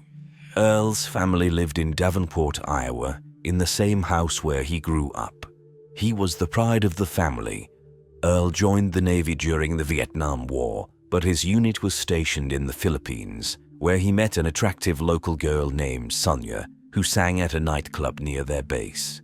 It was obviously love at first sight because the young couple quickly got married, and a few months later, Earl brought his young wife home to meet his family. However, the happy reunion did not go well. The girl did not please Earl's family. Therefore, after his departure from the Navy, they settled in Southern California. Several years later, Sonia opened a beauty salon, and her husband found work in a bakery. Outwardly, it seemed like a family filled with love and harmony. But in reality, Sonia enjoyed giving orders to her military husband and controlled him as she pleased. They lived together for more than 20 years when Earl finally realized that such a family life and his wife's commands were burdening him. Sonia agreed to divorce. But before that, and here a strange sense of déjà vu arose, the husband needed to go to the Philippines to sell the family taxi motor company. Earl didn't want to go, but his wife was inflexible on this issue, and the man chose not to argue. He pleaded with his younger brother Dennis to go with him, but he couldn't quickly obtain a passport, so Earl went to the Philippines alone.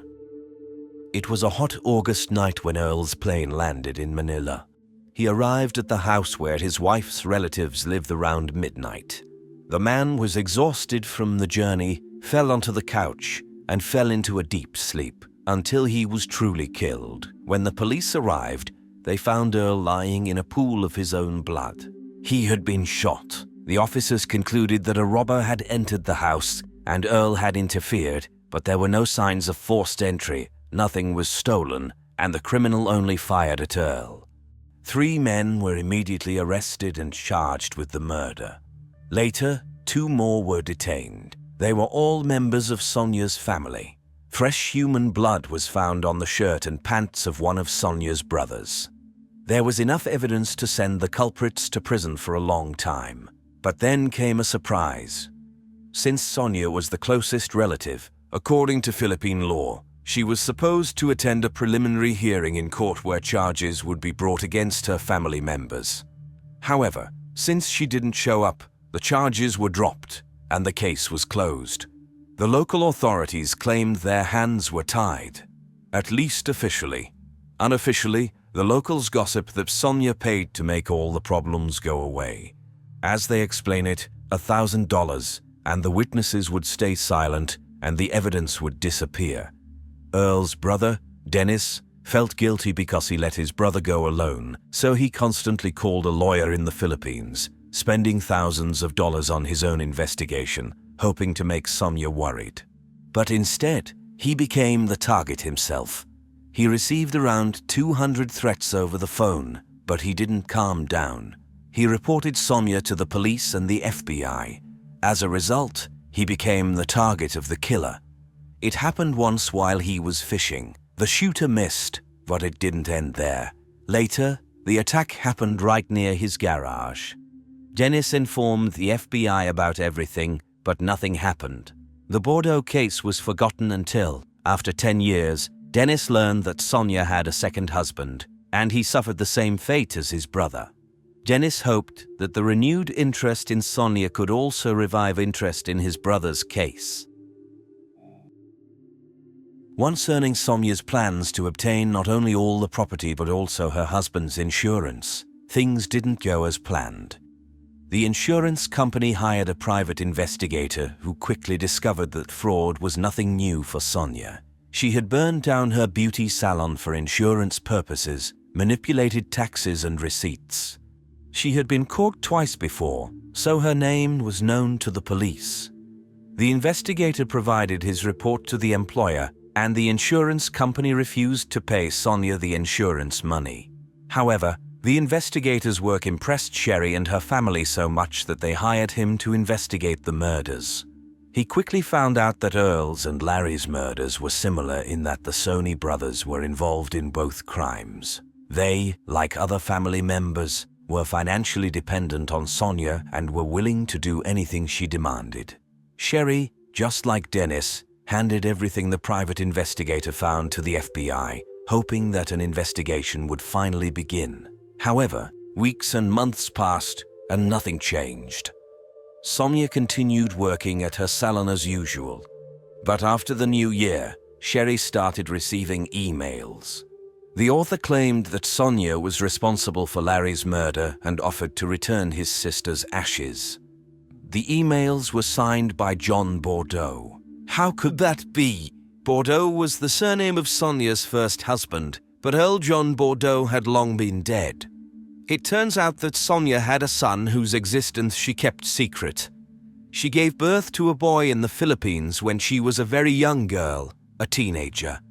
Earl adopted the boy after their wedding. Earl's family knew nothing about him, nor did Larry's family, despite Larry's desperate desire to have children. Nevertheless, Sherry decided to respond to the emails, primarily because she wanted to return Larry's ashes. John asked for $35,000 in return, but the more they corresponded, the more Sherry became afraid of what kind of person he might be. What if he was a fraud or something worse? With each new letter, she realized that he was indeed worse. For an additional fee, he offered another service to kill Sonia, whom Sherry despised. Sherry was frightened not knowing how to escape this situation and fearing what else might happen. Her fears were not unfounded. On April 27, 2007, in Lamita, the 60-year-old owner of a beauty salon was found murdered. She had been shot, and the killing resembled an execution rather than a random shooting. The victim was Sonia Riskin, known as the Black Widow of Lamita, who was suspected of killing not one, but two husbands. She met the same fate as her victims. The arriving police were struck by the meticulous and well-kept nature of the house. It appeared that the owner rarely received visitors during her lifetime, which perfectly matched her character as a reclusive and suspicious woman. It was also interesting to note that there were no signs of forced entry. It seemed that the killer simply entered the house and shot his victim. Her purse remained untouched, along with the cash inside. The neighbors saw nothing. The victim's relatives immediately rushed to the scene, among them her beloved nephew, Eric de la Cruz. Sonia regarded him as her favorite grandson and was proud of him.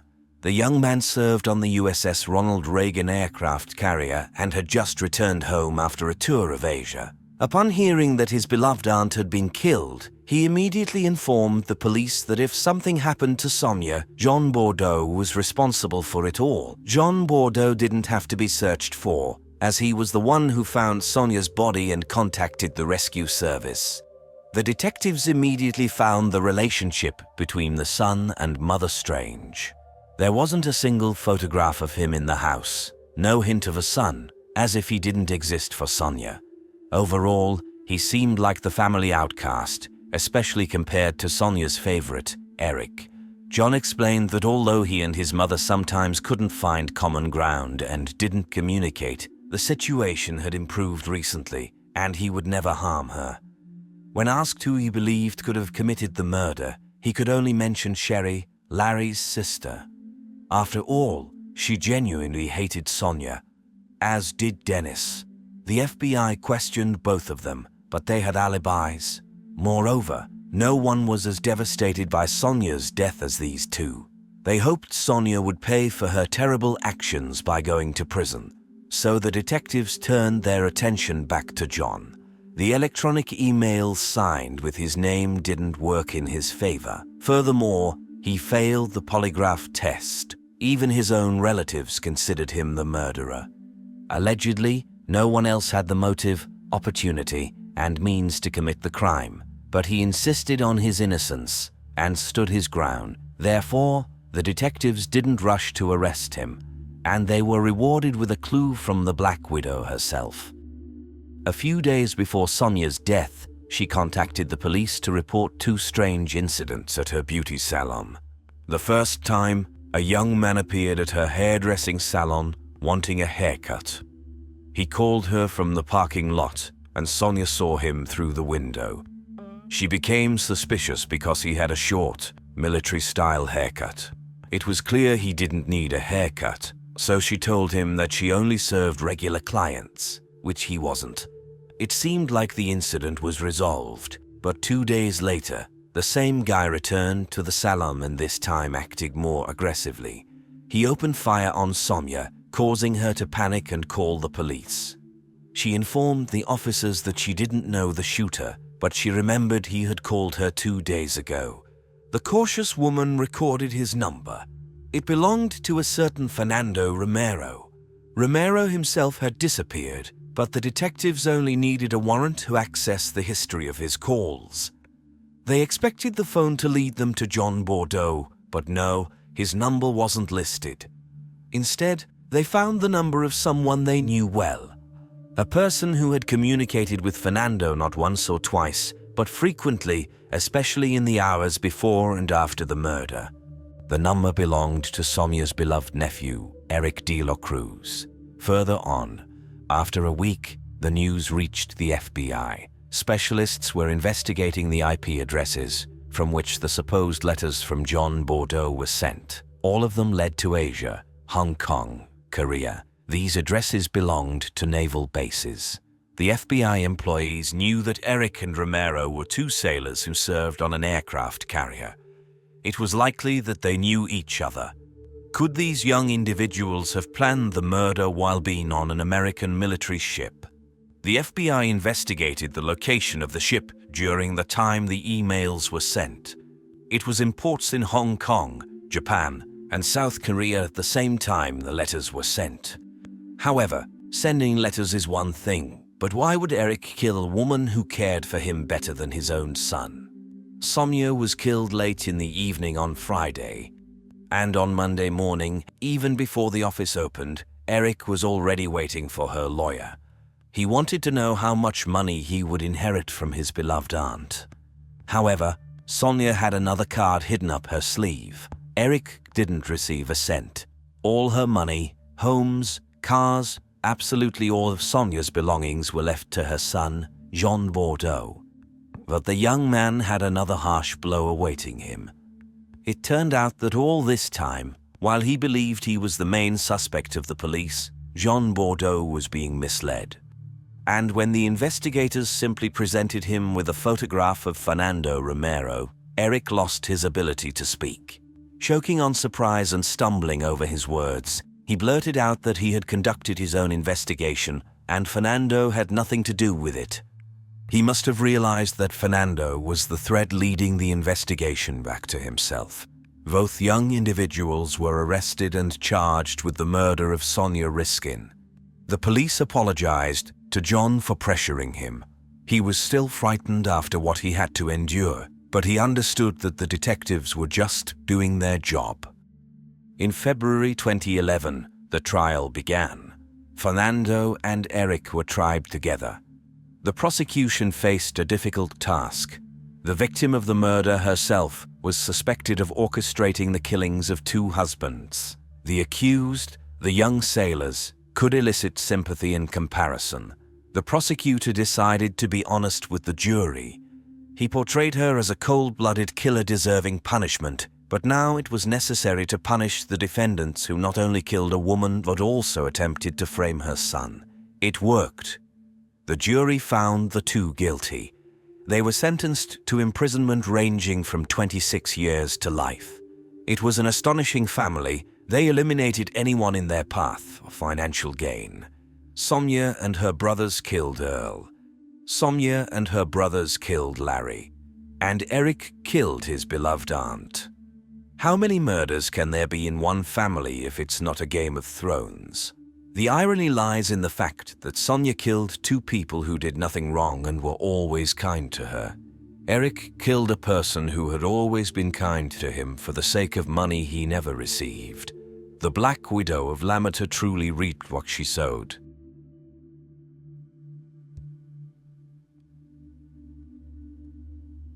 In 2019, Sherry went to the Philippines to personally try to find Larry's remains. She could only ascertain that the remains were passed from one relative to another under Eric's orders. In the end, her search led her to a house that had obviously been vacant for a long time. She couldn't fulfill her dream of returning with her brother's urn to their homeland. For 17 years, even the youngest residents of the French commune of Germain couldn't truly enjoy life due to the pervasive fear that gripped their families. Local resident Manon lives near the former home of the grieving family, and her parents told her about what happened when she was still a child. We walk the same streets, so, of course, we are afraid that someone might attack or abduct us, the girl says. My father always accompanied me, and now we finally know what he did, and he confessed to everything. That is somewhat comforting. For 17 whole years, it was impossible to see a child walking alone on the street.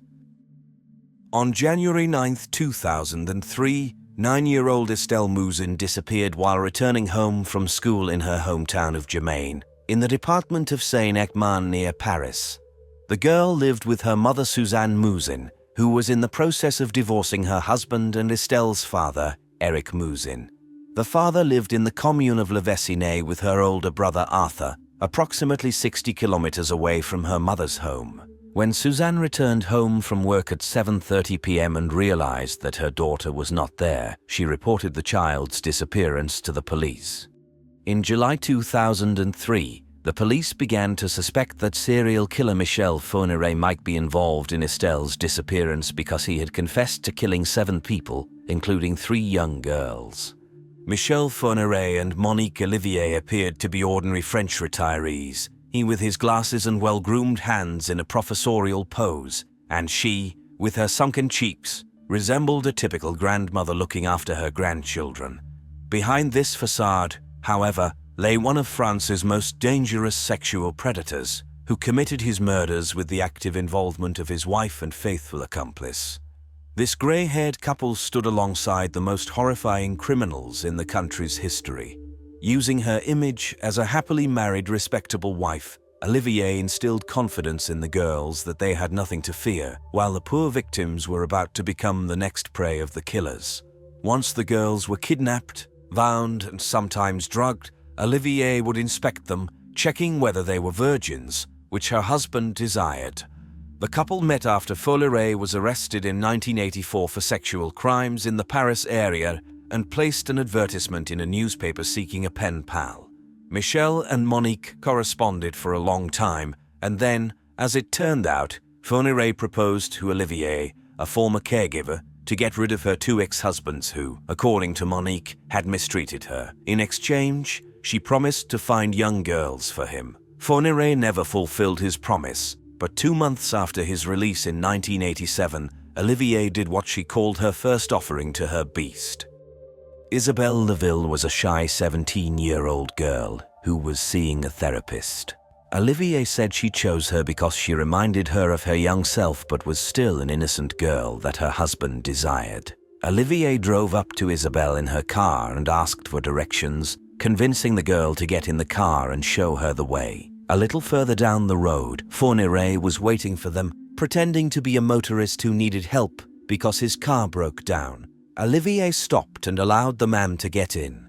As they continued on their way, Fourniret, sitting in the back seat, strangled the girl and announced that she was now their captive. On the way back to their home, they drugged Isabelle too much.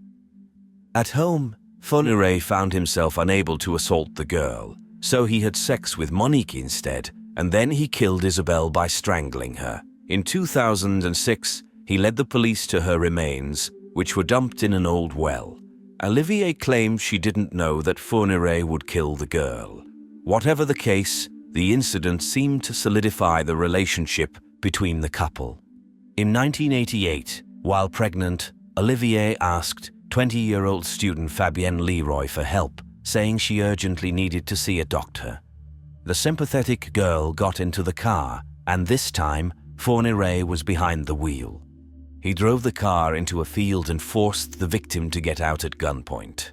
After Olivier checked the girl's virginity, Fourniret assaulted and killed Fabienne.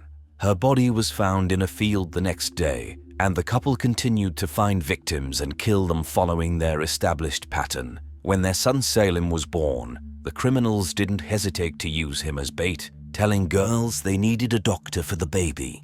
Even if Olivier didn't always accompany her husband on his trips, he would always tell her about his exploits, claiming that he went hunting or saying, "I found satisfaction." In 2003, Fourniret made a mistake. A 13-year-old girl he abducted in Belgium managed to escape from his van when he stopped at a gas station. She chewed through the rope he used to tie her wrists. The girl was picked up by a passing motorist who noted down the van's license plate number. Fourniret was arrested, and in his car they found several hairs, one of which belonged to Manania Thumpong, a 13-year-old girl whose remains were found in a forest in 2001. Fourniret was not eager to cooperate with the investigation, but the police from at least 5 countries, France, Belgium, the Netherlands, Germany, and Denmark, began reviewing cases of violence, abductions, and murders that remained unsolved and resembled Fourniret's crimes. In Denmark, the police noticed that the composite sketch of a suspect in a violent crime closely resembled Fourniret, while in the Netherlands, Fourniret started to be suspected in the disappearance of 2 girls. In 2004, the criminal finally confessed to kidnapping and killing victims during the 1980s and 1990s, admitting to abducting 9 girls and young women during that time. He is also suspected of 10 more murders, 9 in France and 1 in Belgium. In 2006, rumors circulated that Fourniret might be the true culprit in the case of Christian Ranucci. Christian, a 20-year-old man, was beheaded by the guillotine in France on July 28, 1976, after being suspected of killing 8-year-old Marie Dolores Rambler. This case had always been highly controversial. On June 3, 1974, Marie Dolores and her brother Jean met a young man driving a car, wearing a red sweater, who claimed he was looking for his lost dog. The man had asked the children to help him, and Jean ran to search for the dog, while Marie Dolores got into the man's car and was abducted. An hour after the girl's disappearance, Christian's car, a grey Peugeot 304, was involved in an accident and left the scene. Witnesses described the driver's appearance to the police, who immediately concluded a connection between the abduction and the fleeing motorist. After a search, Marie Dolores' body was found in the bushes, where she had been strangled to death. Ranucci was arrested due to the car accident and the fact that he was allegedly carrying a heavy package. Police found trousers with dried blood stains in his car, and the blood group on the trousers matched the girl's blood group. At first, Ranucci confessed to the murder and told the police where he had hidden the knife in the bushes. What was strange about this confession was that he only confessed to facts that the police had already established in the first 48 hours of the investigation. A day later, Ranucci denied his involvement in the crime. Allegedly, Ranucci's case was adjusted and physical evidence was hidden to match his confession. The bloodstains on the trousers turned out to be much older and were merely the result of the man falling off a motorcycle. Moreover, Ranucci had the same blood group as the girl. An elderly couple who witnessed the incident claimed to have seen the girl on the backseat of Ranucci's car and heard her screaming. However, the credibility of this statement is questionable since the couple did not leave their own car, and the door of Ranucci's car was broken from the side opposite to where the pensioners claimed he had taken the girl out.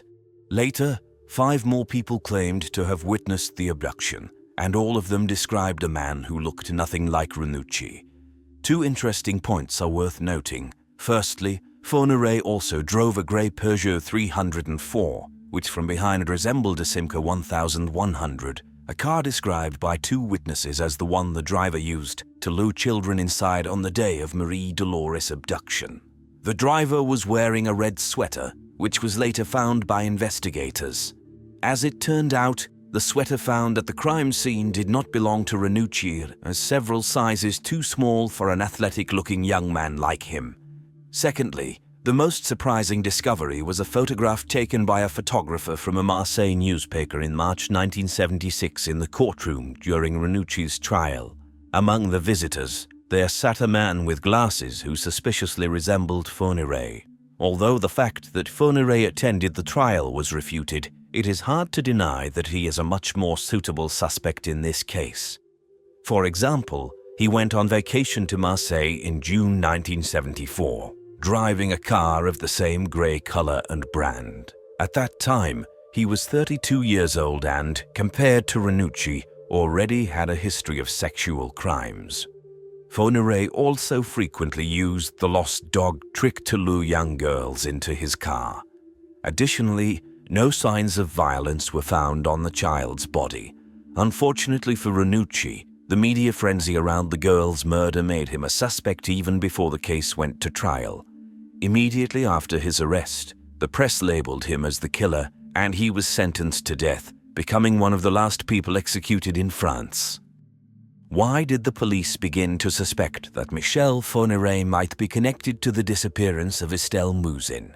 2 weeks before Estelle's disappearance, a 9-year-old girl was almost kidnapped by a man in a white van. The girl was able to describe the driver to the police, which led to the creation of a composite sketch of the suspect. When the police focused their efforts on Fourniret, who also drove a white van, they showed the girl a photo of him, hoping she would recognize him, but she didn't. Additionally, after his confession to the murders, Fourniret led the police to the burial site of one of his young victims. On the way there, he described the clothing the girl was wearing on the day of her abduction, which was similar to what Estelle was wearing on the day she disappeared, although the police believe this might be a mere coincidence. Sometime later, the police found photos of Estelle and recordings of television programs about the girl in Foneray's house and on his computer. It's worth noting that 2 fragments of white shoelaces and black gloves were found with Foneray, and Estelle was wearing white shoes and black gloves on the day of her disappearance. However, the police couldn't find any additional connections between the serial killer and the crime, and the hypothesis of Foneray's involvement had to be discarded due to a lack of evidence. Moreover, he had an alibi. He claimed he made a phone call to his son from his home on the day the girl disappeared. Although there was no certainty that Foneray actually made that call, the police believed he was not lying. Psychologists were also confident that Foneray was not involved in the case because Estelle was too young for him. The 3 girls he confessed to murdering were 12 and 13 years old. His accomplice and wife, Monique Olivier, told the police that once when they were watching a TV program accusing Foneray of killing Estelle, he laughed and said it wasn't him. In May 2010, the Mouzin family's lawyer requested a new investigation into Foneray's involvement. In 2013, he was declared innocent after several hair analyses from his van, conducted when he was arrested in 2003, did not match Estelle's DNA. As for the second suspect in Estelle Mouzin's kidnapping, Nordal Lelandaise, the police were interested in him in connection with 3 different crimes. He was the main suspect in the murder of Arthur Noyer, a soldier who disappeared in April and whose skull was found in September. He was also the main suspect in the case of the disappearance of Maëlys do Araujo, a 9-year-old girl who was kidnapped from a wedding on August 27, 2017. 9-year-old Maëlys do Araujo was last seen on the night of August 27, 2017, at a wedding to which she was invited with her parents. At the event, the children were playing separately from the adult celebration. Around 3 a.m., her absence was noticed, and her search began initially without police involvement. A witness at the wedding recalled, the DJ of the evening announced over the microphone that a child was missing. Suddenly, everyone started searching in the main hall and outside. It was terrible. To witness the disappearance of a 9-year-old girl, it's very serious. At first, we thought she fell asleep somewhere after playing hide and seek. An hour later, when she wasn't found, the police were called. The arriving police initiated the search for the child using search dogs and also explored the area with helicopters. All 180 guests invited to the wedding were interviewed. Almost immediately, investigators noticed inconsistencies in the statements of Nordal Lelandaise, a friend of the groom. A week into the investigation, after crime scene analysts found DNA belonging to the girl on the dashboard of Lelandaise's car, he was charged with her kidnapping. From that moment, Lelandaise remained silent, refusing to assist the investigation, and claimed that even though the girl might have been in his car, it didn't prove his guilt. As the police conducted their investigation into the child's disappearance, they discovered other clues pointing to Lelandaise's involvement. In particular, a surveillance camera captured a car belonging to the man leaving the wedding venue with a small figure on the passenger seat shortly before the girl's disappearance was reported. The blurry silhouette was wearing a white dress, similar to what Maëlys was wearing. The parents recognized elements of the dress, especially the child's ribbon, said their lawyer, Fabian Rajon. Additionally, Lelandaise's phone was in airplane mode around the time of the girl's disappearance, and it turned back on 39 minutes later when he returned to the celebration alone. It was also established that the next day, Lelandaise spent several hours cleaning his car with powerful cleaning products. He claimed he did it to prepare the car for sale. Lelandaise's defense initially disputed the timeline provided by the prosecution. His lawyer confirmed that while traces of the girl's DNA were found on his car's dashboard, his client completely denied kidnapping her. He stated that several DNA traces were found on the dashboard, and someone who had contact with the child could have transferred her DNA into the car. He also speculated that children could have gotten into the car without the driver's knowledge, noting that the windows were open during the celebration.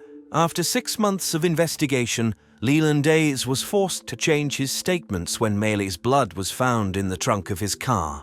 He confessed to killing the girl and apologized to her parents. Earlier, he had admitted that she was in his car on the night of her disappearance but claimed not to know anything about her subsequent fate. Now, he admitted that he unintentionally killed the child.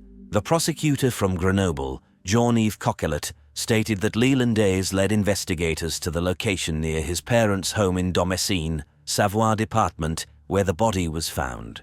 The search for the remains of the young girl took an entire day and was complicated by snow and rough terrain.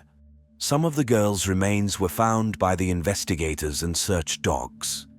The prosecutor from Grenoble said that Maylee's parents are no longer in the dark, adding that they know their daughter is dead, that she was killed, and that a few minutes ago they were told that the child's remains were found.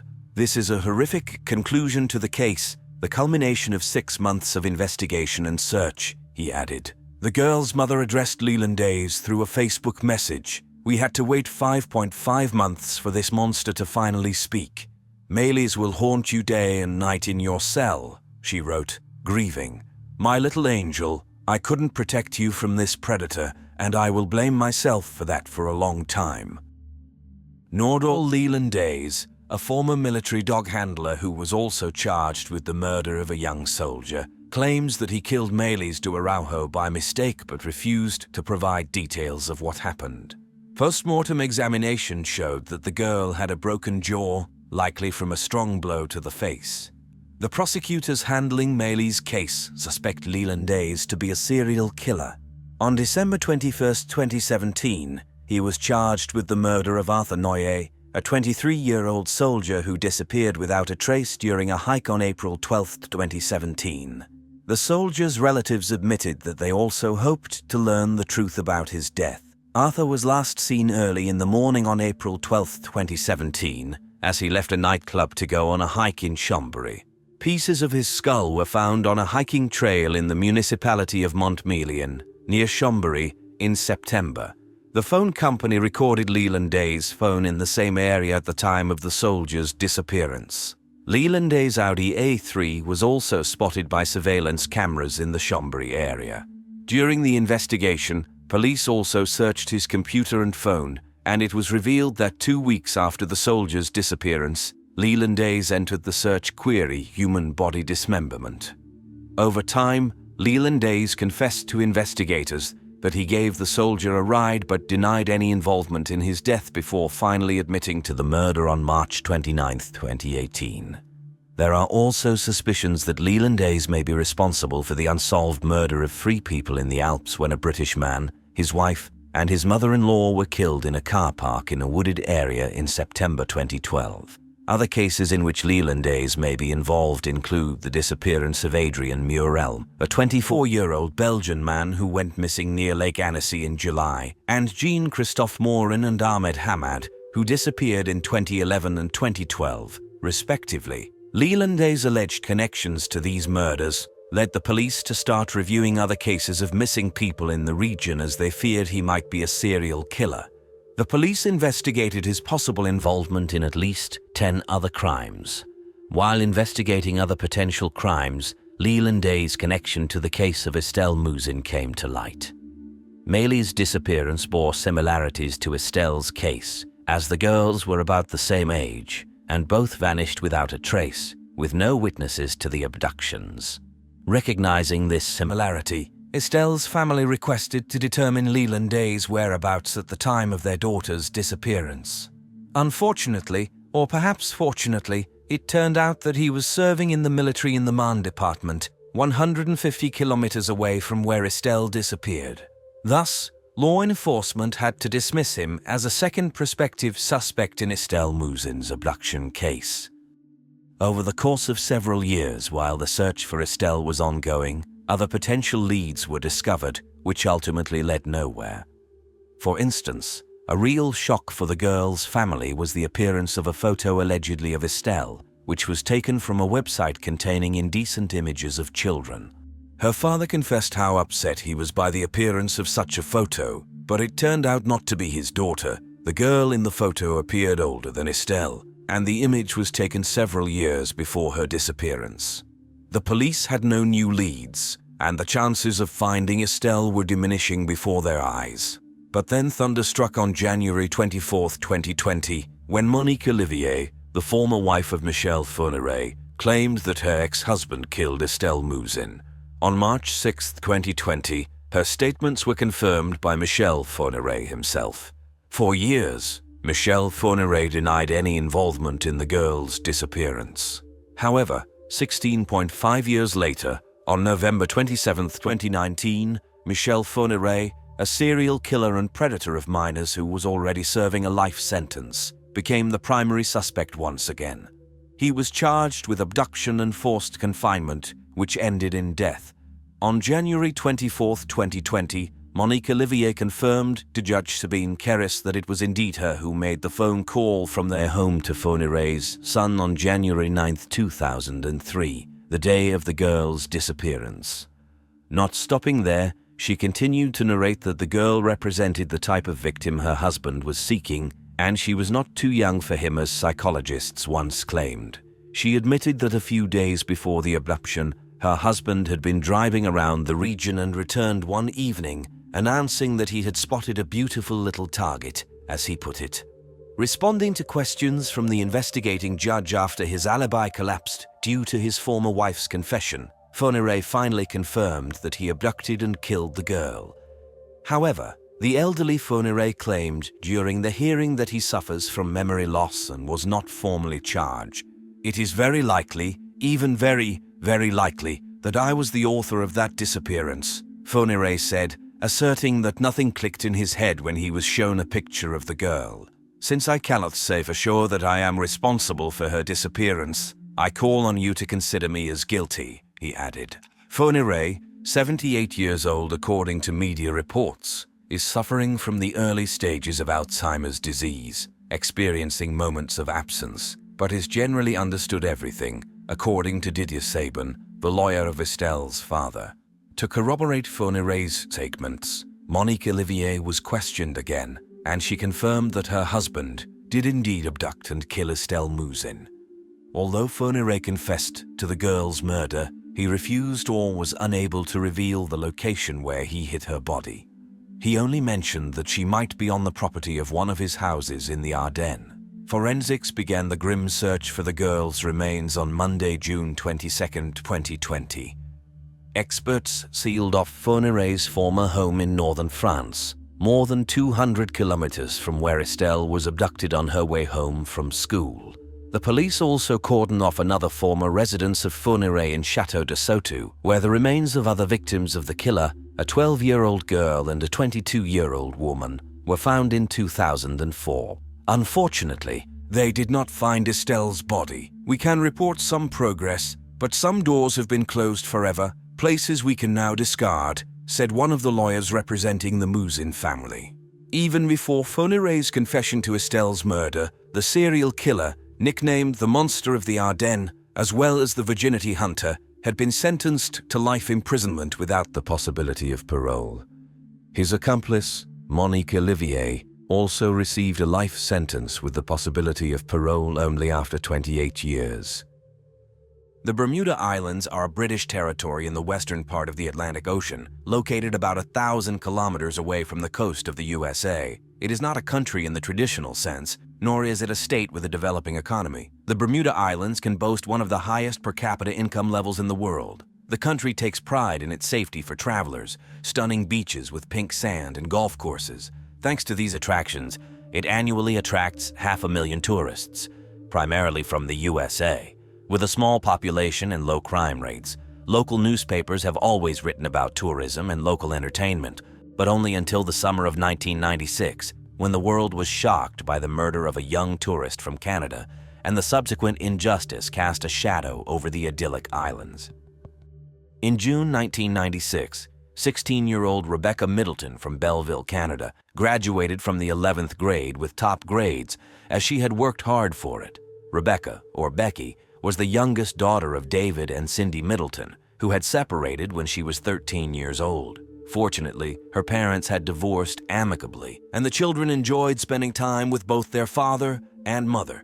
Being an active girl, Rebecca had a passion for water sports, loved sailing, and was involved in windsurfing. She loved spending time with friends, but always remembered the boundaries she shouldn't cross. In general, one could say that many parents dream of having such a daughter, cheerful, active, full of life, yet responsible. This is precisely why David and Cindy reluctantly allowed Rebecca to fly to the Bermuda Islands with her best friend, Jasmine Means. Jasmine's father, Rick Means, lived on the main island, and the girls were supposed to stay at his house and be under his care throughout the vacation. Nevertheless, it took a year of negotiations and communication between the parents over the phone before Cindy and David were convinced that they could let their daughter go so far. However, Becky's parents had no significant reasons to worry. Bermuda had traditionally been considered the safest place for a vacation. On June 20th, 1996, Becky and Jasmine set off for a 6-week vacation. It was a dream journey, and for the first 2 weeks, the girls thoroughly enjoyed it. How could it be otherwise? Picturesque islands surrounded by crystal-clear ocean waters that invited exploration. And then there were endless opportunities to sunbathe on the beach with its astonishing pink sand. On June 27th, Becky celebrated her 17th birthday far from her family. However, Jasmine, Rick, and his wife Lynn ordered a beautiful cake and made every effort to ensure that the celebration would be unforgettable for the guests. During their vacation, the girls met 3 young men from the UK. Also visiting for the summer, Russell McCann, Ben Turtle, and Jonathan Cassidy, whose father was a police officer who had been transferred to the island from Britain. On July 2, 1996, it was Russell's turn to celebrate his birthday. The young group had planned to arrive by boat, but the weather interfered with their plans, and due to the rain, they had to abandon that idea. At the last moment, they decided to go to a pub. To celebrate Russell's birthday, the young people chose the oldest and most respected pub, which also happened to be a seafood restaurant. On the Bermuda Islands, alcoholic beverages could be ordered starting from the age of 18. Nevertheless, the girls had a few glasses of beer and cocktails. After leaving the pub, the young people decided to take a walk to their friend's house in the town of St. George's to the east of the main island. They spent some time at their friend's house, but when it was time to return home, the girls were slightly delayed, and they missed the time when they should have called Rick to pick them up. Moreover, Becky and Jasmine had had a few drinks and were worried that Rick would be upset. That's why, at 1:08, the girls called a taxi and went to wait for it on the street. When the taxi didn't show up by 1:45, the girls returned to their friend's house and called the taxi service again. The operator told them that the taxi had come, but the driver hadn't seen them, so he had left. After waiting on the street for another half hour, Jasmine and Becky called again at 2:16 in the morning. Jonathan Cassidy waited with them for a while, but decided to go inside the house and go to sleep. He left them waiting for the taxi, being confident that the taxi would arrive soon. Perhaps he thought they could return to the house and knock. The other guys were already asleep. By this time, dawn was approaching, and the girls were getting nervous. They were sure that Rick would scold them when they got home. In reality, Rick wasn't too angry or extremely concerned. After all, it was not unusual for teenagers to lose track of time while celebrating a birthday, and it was hard for him to imagine that anything could happen in a place as safe as Bermuda. It never crossed his mind that something might go wrong. While Jasmine and Rebecca were standing on the street, the lights in their friend's house went out, signaling that everyone had gone to sleep and it would be inconvenient to knock on their door again. At this moment, a local acquaintance of theirs, 21-year-old Dean Lattimore, arrived on a motorcycle. He asked them if they needed a taxi, to which the girls replied that they had already called one and were waiting for it to arrive. They had only talked for about 2 minutes when another motorcycle approached from the opposite direction, carrying 2 local guys. They seemed to recognize Dean and gave him a nod of greeting. The young men asked the girls what they were doing on the street at that time in a small town where they obviously weren't locals. The motorcycle driver showed a clear interest in Rebecca and complimented her on the necklace that Jasmine had given her. The guys assured the girls that the taxi wouldn't come, and they offered to give them a ride. Jasmine reasoned that they didn't have helmets, and they didn't want any trouble because of it. The guys replied that they had 1 spare helmet. Another one was found with Dean. Honestly, Rebecca and Jasmine didn't want to get on the motorcycle with unfamiliar guys, but it was clear they had no better option. Mobile phones weren't common at the time. There were no nearby payphones, and the buses wouldn't start running for several hours, and the taxi still hadn't arrived. What choice did they have? Of course, they could have woken up their friends and called Jasmine's dad, but the girls dismissed that idea. Since Jasmine was slightly bigger in build than Rebecca, she sat on Dean's motorcycle, and Rebecca sat on the other motorcycle between the two guys. All of them set off. The guy's motorcycle with Rebecca on it was in front, and Dean and Jasmine followed behind. Jasmine had asked Dean not to rush, and he carefully drove her. As a result, the guys on the other motorcycle quickly distanced themselves. At the bridge, Dean chose a shorter route, and around 2:30 in the morning, Jasmine was already home. She was surprised that her friends were not there yet, as Rebecca should have arrived before her. The spare key was in its place by the door, and the door to the house was locked.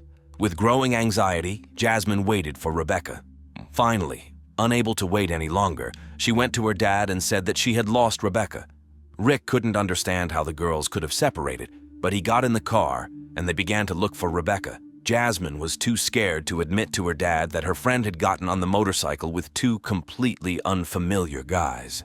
She only said that she had last seen her on the bridge. While Jasmine and her father were looking for Rebecca near the bridge where Jasmine had last seen her, about 13 kilometers away, 4 friends were driving along Ferry Reach Road after a pleasant evening. Dana Rollins, a club DJ, was behind the wheel. Suddenly, the car's headlights caught sight of a figure lying in the darkness on the road. Dana got out of the car and cautiously approached. He saw that it was a young girl, a teenager. She was partially undressed, lying with her back to the car, curled up in a ball.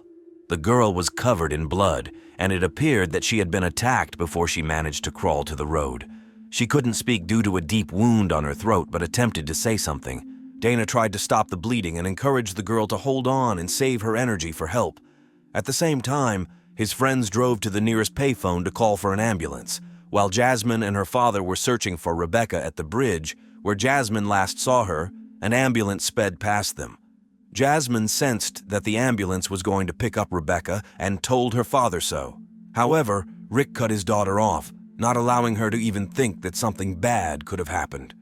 The ambulance arrived fairly quickly, but was still late. The medics couldn't do anything to help Rebecca. When Rick and Jasmine returned home, the sun had risen. Rick immediately called the police to report Rebecca's disappearance. The responding officer informed him that they would have to wait for 24 hours before they could file a missing person report. Rick argued with the officer, trying to convince him that Rebecca could not have simply gone somewhere when she suddenly received word that he was placed on hold. When the officer returned to the call, he asked Rick to come to Ferry Reach Road. Rick inquired if they had found Becky, but the only response he received was, "Go to the bridge." In frustration, Rick hung up the phone, and he and his daughter drove to the indicated location. Even from a distance, they spotted numerous police cars and officers, clearly working at a crime scene. Rick got out of the car and asked his daughter to wait for him. He didn't want her to see what he feared he would find beyond the police barricade. Approaching the scene, Rick noticed a body bag. Investigators unzipped the bag and asked him if he could identify the person inside. Rick admitted that Rebecca had been so severely injured and had lost so much blood that he had to look a second time before he could tell the investigators that it was her.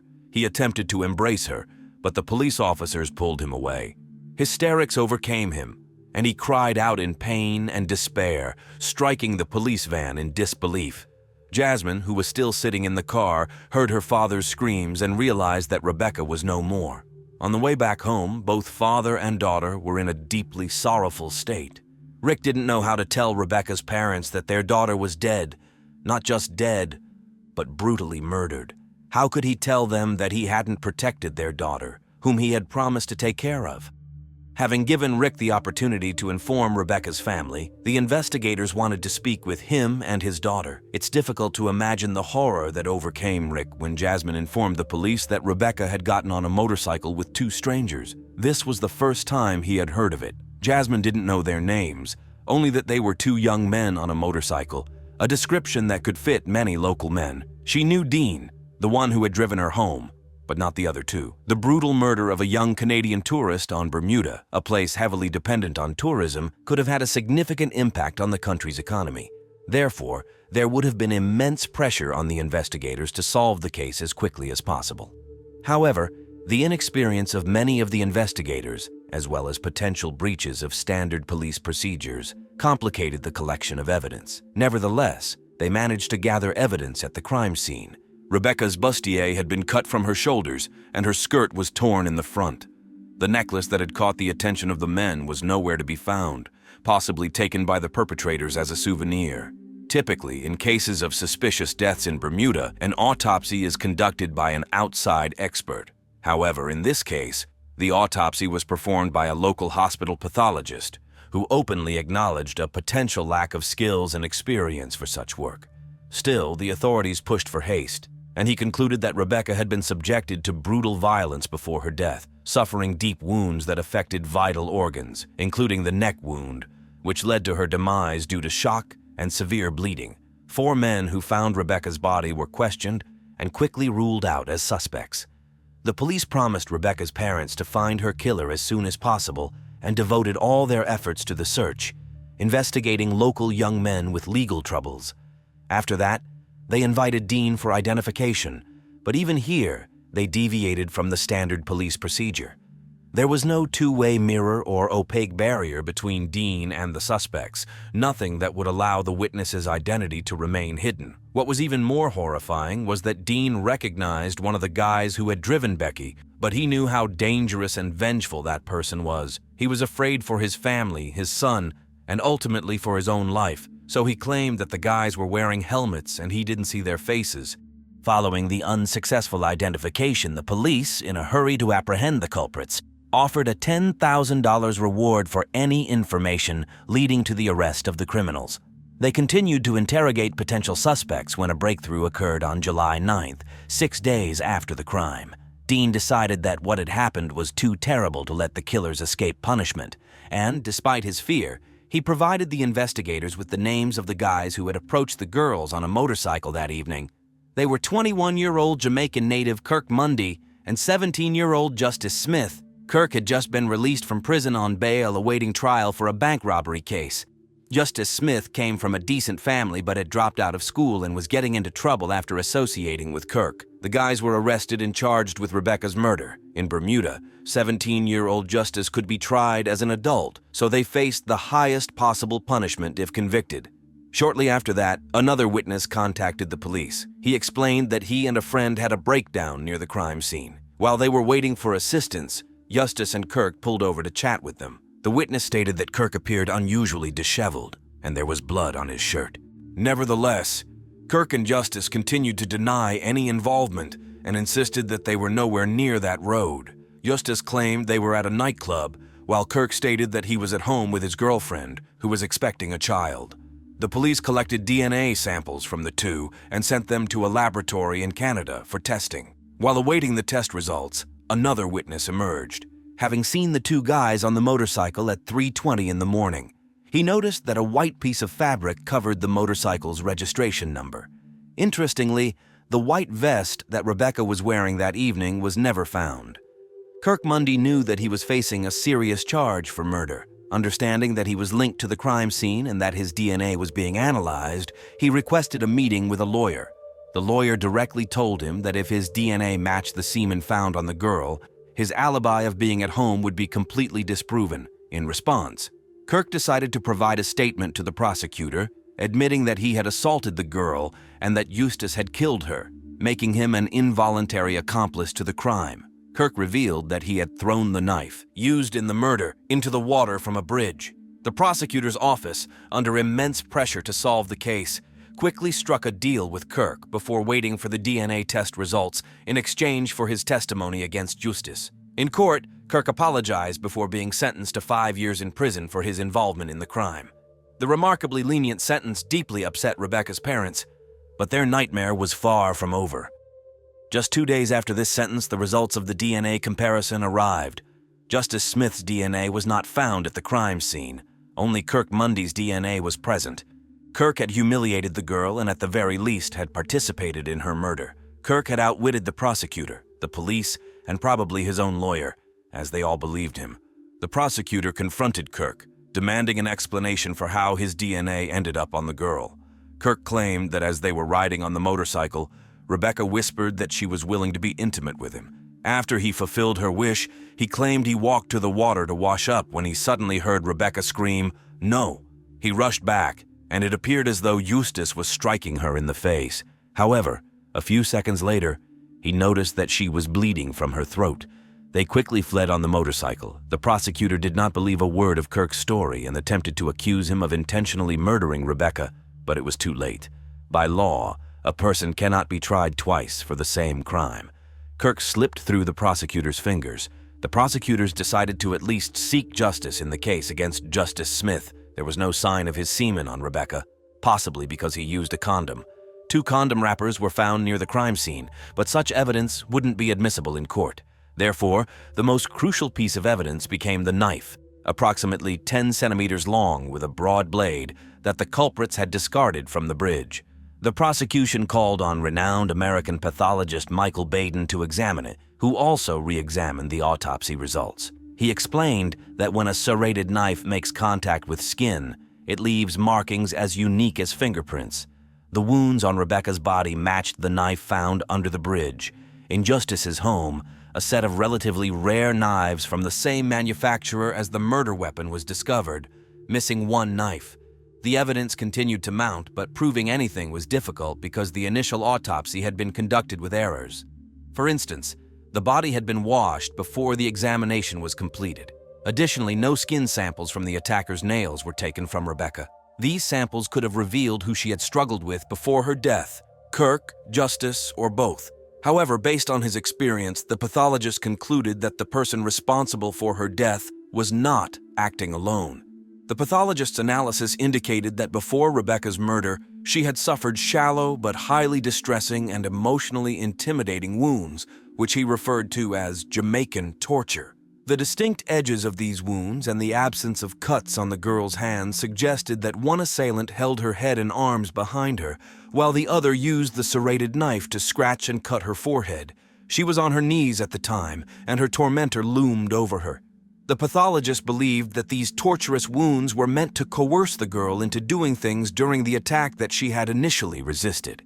After the attacker obtained what he wanted, he slashed her throat with the knife. Rebecca died within minutes, and due to her internal injuries, she wouldn't have been able to make it to the road by herself. Again, 2 people had to carry her. The bruises on her wrists and smudges on her boots pointed clearly to 2 individuals. After this ordeal, the perpetrators left her to die from blood loss. In November 1998, the trial of Justice Smith began, and his parents hired a lawyer from Britain to defend their son. Suddenly, a week before the trial, the lead prosecutor left the Bermuda Islands, and his replacement had little time to prepare for the trial. Complicating matters, all the evidence against Eustace was circumstantial. Nevertheless, the evidence appeared to be quite reliable. The last time Rebecca was seen, Kirk and Justice were taking her on a motorcycle, and they were identified by Dean. Witnesses connected the guys to the crime scene. The pathologist clearly stated that 2 individuals were involved in the crime.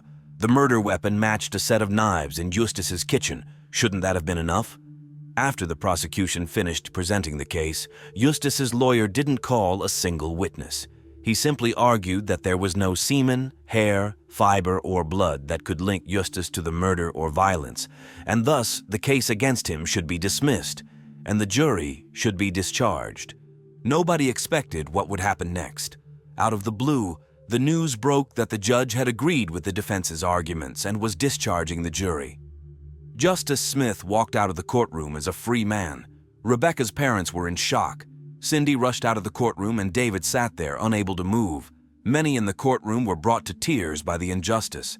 Naturally, the prosecutor filed an appeal, arguing that the judge had not considered the circumstantial evidence, which was substantial.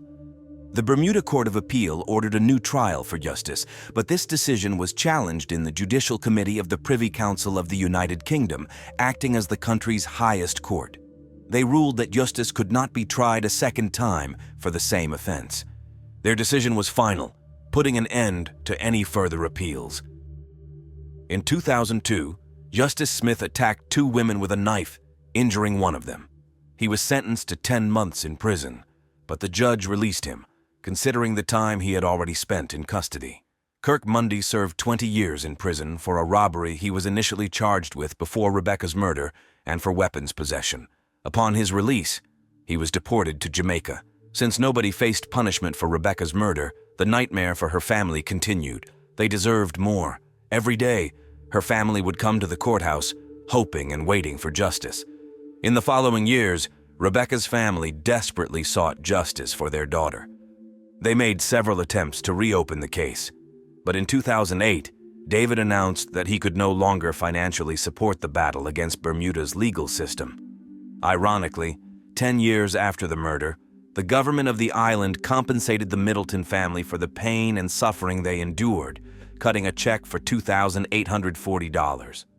Megan Carr and Cherish DeSantis seemed destined to become best friends. The girls were born just a day apart, attended the same school, clubs, and activities together, and their parents thought each of them had 2 daughters. Both of their families were quite wealthy. Megan's father owned and managed a company specializing in drilling water wells. It had been a family business since the 1940s, bringing in around $2 million annually. However, by 1992, Megan's parents had divorced, and she lived with her mom, Shirley. As for Cherish's father, he was a well-known tobacco auctioneer in town and nationwide for over 30 years. While such auctions are not as common now, back then, it was a thriving business. In the spring of 1992, 16-year-old Megan and Cherish were popular students at Thomasville High School in Georgia. Their families made sure their daughters behaved appropriately, although there was never a need for concern.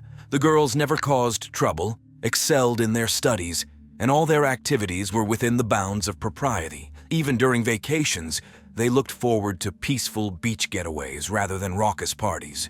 Thursday, March 26, 1992, marked the last day before spring break. After that, students could forget about school until April 6th. Megan and Cherish were eager to squeeze in some beach time. Not in Thomasville, of course, but in Florida, less than 60 kilometers away. For Thomasville students, crossing the border to visit the beaches of Tallahassee was a common practice.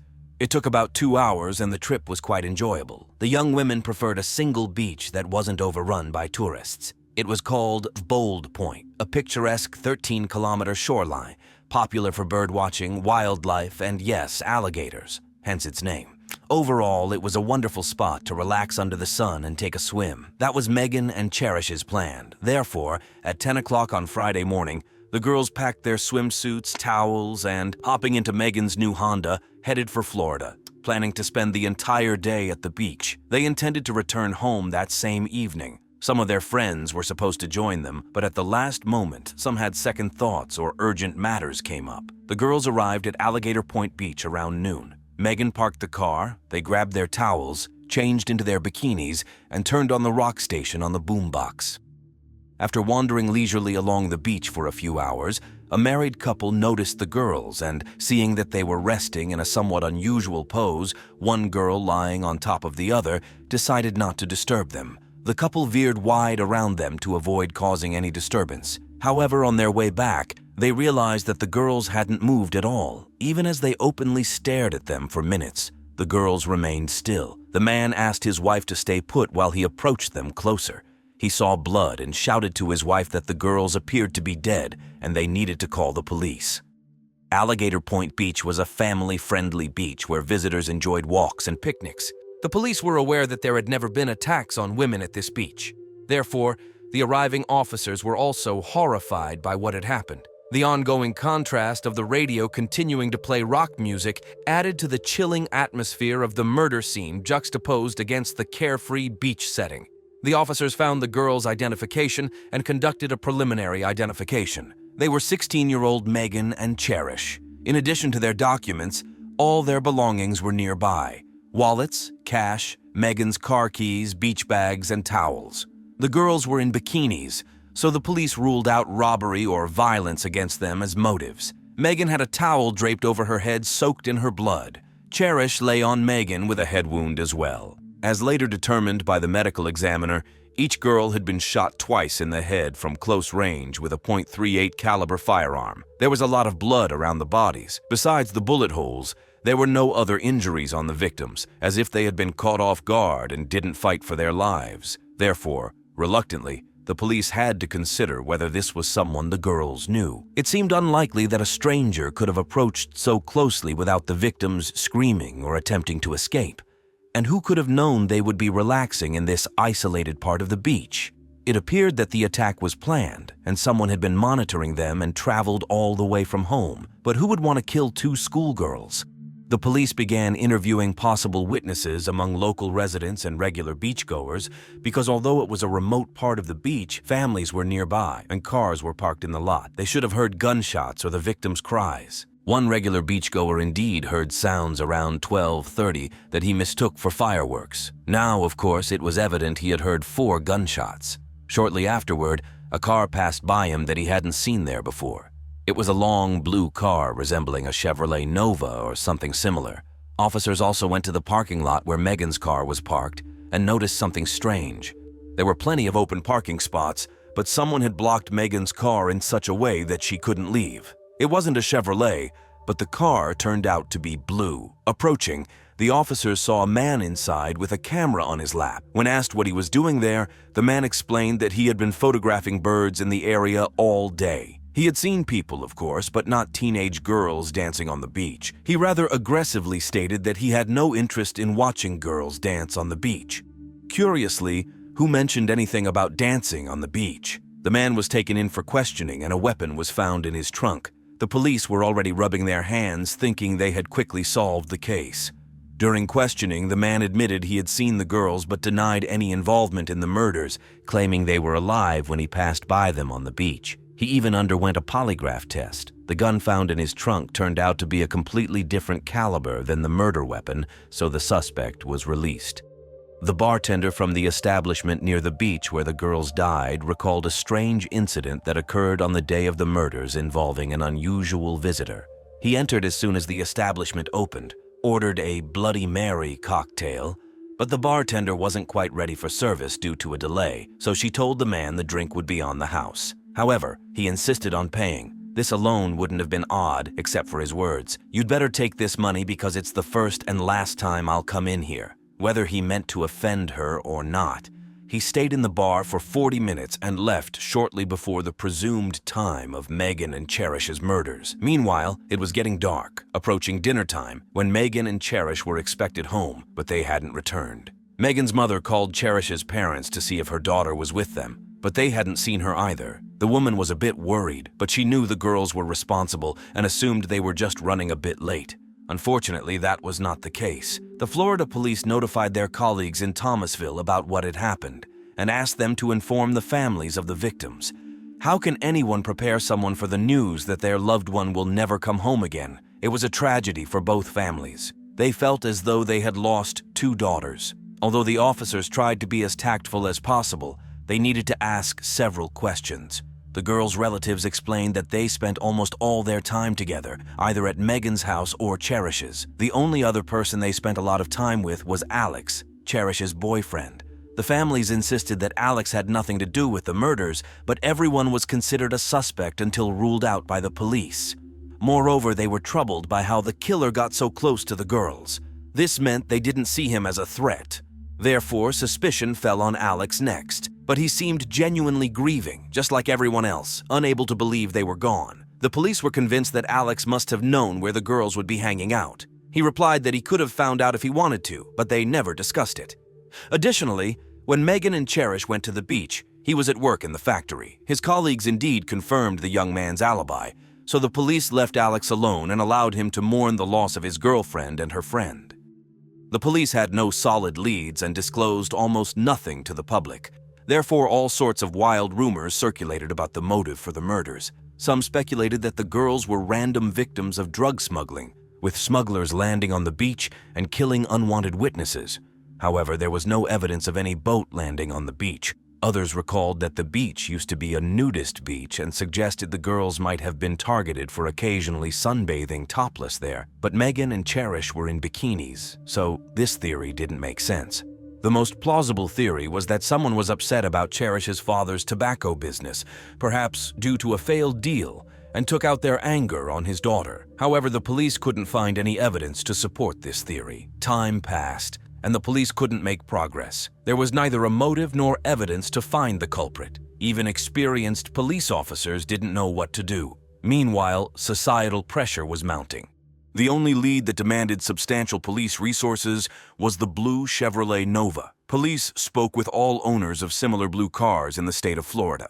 In Georgia, they couldn't do this because in 1992, the state lacked a database of car colors. Officers went door to door, interviewing car owners. Several times they felt they were onto something, such as when they discovered that an owner of a similar model lived across the street from one of the girls, or when they found a former convict acting suspiciously at the crime scene. But all these promising leads didn't amount to anything. Suddenly, a woman called the sheriff's office in Tallahassee. She claimed to know who shot the girls because she was on the beach when it happened. This call was a godsend for the police, giving them renewed hope that the case would be solved. She said the man's name was Sam Haynes, and he lived near the beach.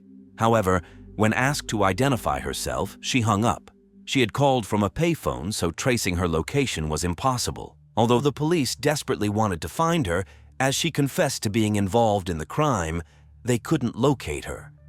It turned out that despite Sam living near the beach, he was actually working at a construction site in Atlanta, Georgia, 6 hours away from the crime scene. Investigators suspected Sam might have followed the girls when they drove that day. Upon learning he was being sought, Sam contacted the police himself. He claimed he was at work in Atlanta on March 27th and insisted someone was lying about him. Sam suspected it was Linda, his ex-wife's sister. As it turned out, Sam was not mistaken. Linda accused her former brother-in-law of the high-profile murder of the two girls as revenge for mistreatment of her sister. It's remarkable she took this step, considering she could have been arrested herself. In any case, detectives spent a lot of time in vain. If it weren't for the next crucial event, they wouldn't have solved the case no matter how hard they worked.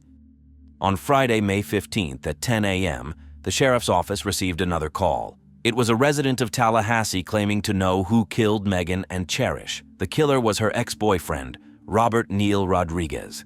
This sounded familiar to the investigators, who had lost hope of it being anything other than another scorned ex. So they asked her why she thought he had killed someone. But the woman said he confessed himself.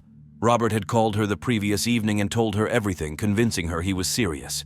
He begged her to wait until the next morning to call the police. She kept her promise. One detective thought the man's name sounded vaguely familiar and reviewed the list of people involved in the case. Robert's name was indeed on it because he owned a blue car, though not a Chevrolet Nova, but a 1979 Plymouth Volare, a model very similar to the Chevrolet. The caller couldn't provide any more information, particularly about Robert's current location, but she knew he planned to leave town and was armed. She added that he had previously lived with his mother in Tallahassee, about an hour's drive from Alligator Point Beach. Robert's neighbors confirmed he had moved out of the apartment on May 2nd or 3rd. During the search of his apartment, books on death and other items suggesting a specific, possibly depressed state of mind were found, but no weapon. The police stations around the country were informed of the new suspect's description. Meanwhile, the investigators tried to recall what Robert had told them that caused them to strike his name from the suspect list. But as they began to delve into his past, they were horrified to realize that he was a former police officer from Portland, Oregon. He served in the police force for 2 years, from 1975 to 1977. The officers were shocked because the murderer who committed such a terrible crime could have been one of them. When they approached him about his blue car, he immediately claimed to be a former police officer himself and offered to undergo a polygraph test. But the police stated that it was just a routine check and left him alone. As it turned out, they were wrong. Incredibly, just 8 hours after the woman's call at 6 p.m., the police phone rang again. This time, it was a man introducing himself as Robert Neil Rodriguez. Being a former police officer, he immediately provided his driver's license number to prove it was really him. Then Robert convinced the officer that he was the one who committed the murder. He simply confessed. Robert provided the police with information known only to the killer. For example, the fact that Megan had a towel on her face. He even said he was calling from a payphone on the road in New Mexico, heading to the Grand Canyon National Park, driving his Plymouth. Robert's voice sounded so detached and subdued that detectives feared he might do something foolish. Detectives asked him to surrender to help him, but Robert said it was too late for him and he wouldn't go to prison. He feared that as a former police officer, he would have a hard time in prison. Detectives hurried to find the man, but were also afraid to show his photo in the news. They feared that if Robert's photo appeared in the news, he might do something irreversible, or someone else might take matters into their own hands. The next morning, on May 16th in New Mexico along the route to the Grand Canyon National Park, a blue Plymouth was found on the highway. The license plates on the car were from Utah, but when they checked them, it turned out they had been stolen on May 8th from a parking lot in Utah. The car was just parked on the highway. Inside sat a man who matched the description of Robert Rodriguez. He looked as though he had lost consciousness. A vial with a white substance dangled from a leather lace around his neck, and a handwritten note lay on the dashboard. The note was addressed to anyone who found the man. In it, Robert, confirming it was indeed him, wrote that he had taken cyanide and under no circumstances should anyone try to revive him with artificial respiration, as the rescuer might get poisoned themselves. On the passenger seat was a notebook, where Robert explained in more detail that he had consumed cyanide mixed with scotch for the parents of Megan and Cherish and to avoid imprisonment. There was a gun in the car, but it was a .22 caliber, not the one used to fire the deadly bullets. However, the most intriguing part was that according to Robert's final promise, the Florida police should expect a letter from him detailing how and why he killed the girls. When the parents of the girls heard the news, they were shocked and puzzled. Megan's father wondered, could they have hired a former police officer as a hitman? He couldn't fathom the idea that a stranger could shoot his daughter just like that. He believed it must have been a professional killer. Meanwhile, Cherish's mother, upon learning about the discoveries during the search of Robert Rodriguez's home, wondered if he was a serial killer who hated women. If he was so obsessed with killings, shouldn't he have killed more than 2 people by his age?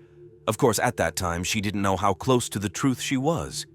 And then, on May 18th, the first letter from Robert surfaced. It didn't go to the police, but to a newspaper.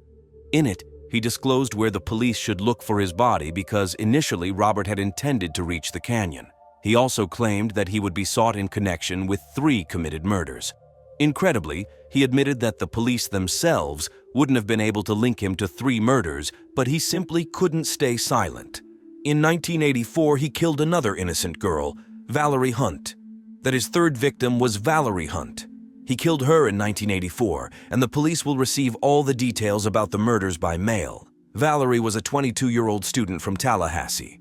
Her body was found in September of that same year near the pond. The police initially treated the case as a disappearance, possibly suspecting she had run away, but everyone who knew her didn't believe she would willingly disappear. Her boyfriend reported her disappearance when her boss called to say she hadn't shown up for work, although she was always reliable. Like Megan and Cherish, Valerie went to the pond to swim and sunbathe. She frequented the area often, was a strong swimmer, and it was incredible that she drowned. The cause of her death was undetermined because her body was heavily decomposed. Now, finally, it became clear that she was Robert Rodriguez's first victim. On the 19th, finally, a letter arrived at the police, after which Robert's messages were received by the families of all his victims, his friends, and former girlfriends with whom he had good relationships. The police didn't disclose the details of the message until they had verified every word from the man. They asked the families of the girls to do the same, but Megan's father decided differently. He saw both letters, Megan and Cherish's families, and said they were practically identical, with no hint of an apology in either. Robert revealed the details of how he committed the crime, although Megan's father would have preferred him not to. On March 27th, around noon, Robert entered a cafe near Alligator Point Beach.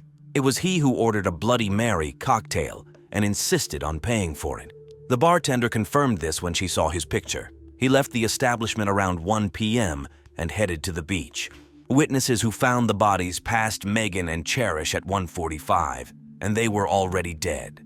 That is, after leaving the bar, he immediately went to the beach where he saw the girls and killed them. He was haunted by a fantasy in which he raped, beat, and killed a girl. These thoughts had plagued him for a long time, and he couldn't find an explanation or justification for this obsession. And though he dreamed of violence, he assured the police and the girls' families that he hadn't done anything like that to Valerie, Megan, or Cherish. After killing Valerie, he told himself he could live a normal life, and that if he did it again, he would kill himself. And then, when he came across Megan and Cherish, he couldn't hold back. They did nothing to provoke him. He had never met them before, but chose them because they were young, attractive, and vacationing in a remote area. It was all over in seconds. He shot Megan first. Cherish began to scream and back away. Then he shot her. Megan had a towel in her hand and it fell over her head when he shot. Then he shot each one more time to make sure they were dead before fleeing. All the letters were written matter-of-factly, and there was practically no emotion in them. It must have been very difficult to read them. Megan's mom again raised the question that worried everyone. How could he harbor this passion for murder for 8 long years before killing again? Megan's father speculated that Robert became engrossed in religion, then lost faith again, and therefore killed again. But investigators noticed another interesting pattern. He divorced shortly before Valerie's murder in 1984, and he had just broken up with his girlfriend before Megan and Cherish's murders. One of his church friends said he sometimes got angry about relationships. Maybe that's how he vented his anger. And his mother died on Easter morning in 1992, and since he no longer had any truly close people, he decided to confess everything. The pastor of his church said Robert was struggling internally. His loving and caring nature fought against the evil inside him. He stuttered about suicide at least twice, and he was taking medication previously used to treat depression, but its effect was linked to aggressive behavior and thoughts of harming himself. When people gathered for service on Sunday, May 17th, and didn't see Robert, they couldn't believe what they had learned about him. They called him Bob, sincerely loved him, helped others, and he wasn't the person they read about in the news. One woman said it was so much like him, warning that he had taken cyanide. Another admitted she wouldn't be able to read news about criminals and judge them as before because she knew one personally. She will think about the people who loved this man because they exist, and she is one of them. It's clear that Robert didn't understand the reason behind his obsession and didn't want to harm innocent strangers. It's unfortunate that he couldn't overcome his inner demons and stop himself before taking the lives of 3 innocent individuals, Valerie Hunt, Megan Carr, and Cherish DeSantis, and breaking the hearts of both their loved ones and his own. Los Angeles, California. Every day of every year, young people from all over the country come here, hoping to make their dreams come true. Some want to become movie stars, others dream of singing on stage or working in the fashion industry, but not everyone shares these hopes and dreams. Among the stars, the glitz, and the glamour, there are those who come to Hollywood to escape their past, an unworthy past. In a city where strangers never attract attention, they can easily blend into the crowd. In 2001, the dreams of one girl would be cut short after a night of bloody crime. Her connection with a famous Hollywood actor would turn her death into a sensation. But this story holds much more. Decades of cat-and-mouse games between the police and a calculating killer. A man whose knife pierced not 1, but 4 young women. A serial killer who would become known as the Hollywood Ripper or the Boy Next Door. It happened almost 30 years ago in Glenview, Illinois. But even today, the Piccaccio family is haunted by memories of the day they learned that Tricia had been brutally murdered. 18-year-old Tricia Piccaccio had just graduated from high school. On an unusually cool and foggy Friday evening, August 13, 1993, Tricia and her school friends gathered to play a scavenger hunt. Then they all had dinner at a restaurant. Essentially, it was their last meeting before the young people started their university education. After a pleasant evening, the girl returned home a little after 1 in the morning. Holding her keys in her hand, she approached the door, intending to open it, but she never managed to do so. The next morning, her father woke up as usual, brewed himself a cup of coffee, and went outside to his van. The cup fell from his hand when his eyes were confronted with a scene too horrific to describe in words. He fell to his knees before his daughter and screamed. His scream echoed down the cul-de-sac, alarming all the neighbors.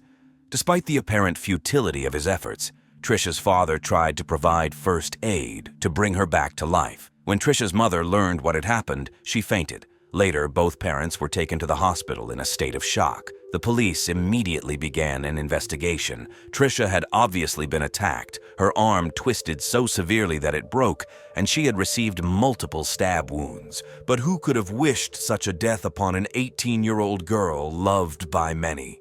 The investigators did their utmost, but a year after the murder, they had made no progress. However, about 12 months after Tricia's death, a neighbor's boy began attracting attention with his strange behavior. 17-year-old Michael Gargiulo was the best friend of Tricia's brother, Doug Piccaccio. Right after the incident, his reaction was quite natural. The boy was in shock over the murder of the neighbor girl he personally knew. He practically grew up in the Piccaccio house, often having dinner with the family. And just 2 days before her murder, Michael and another friend, Olson, had given Tricia a ride to her boyfriend's house. Overall, Michael was just a quiet guy to the Piccaccio family, a friend of their son who had never shown any oddities. But a year after Trisha's murder, the teenager started giving gifts to the family. It started with flowers he brought to Trisha's mother. Then he gave her and her husband a gift certificate for a restaurant dinner. And later, he bought Trisha's father a shirt. This was enough for detectives Jack Reed and Mark Baldwin from Cook County, Illinois, to take a closer look at the boy. A psychologist suggested that with these gifts, he was trying to atone for some sin. The detectives learned that Gargiulo had previously been involved in theft. Then Trisha's brother told the police about an interesting conversation he had with Michael. Michael once asked him if he knew who attacked Trisha. Would he be able to kill him? Doug said that the answer was known to any father or brother of a murdered girl. After this conversation, a detective called Doug and said that according to Michael, Doug had threatened him. It seemed that Michael at least knew more than he was saying. And when he was invited for a conversation at the station, he admitted that the morning after the murder, their mutual friend Eric Agazim had come to him and asked for help hiding something in his gym bag. Michael insisted he didn't know what was in the bag, but suspected it was the murder weapon, a knife. The detectives believed Michael, and when Agazim refused to talk to the police, he immediately became their main suspect. However, the investigators could not find any evidence against Eric, and the investigation stalled. For several years, there were no developments in the case.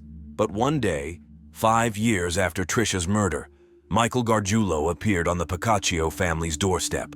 Clearly, he was still tormented by what he knew about the case, and he asked Trisha's mother if he could speak with her husband. The man wasn't home, so she let the boy wait for him.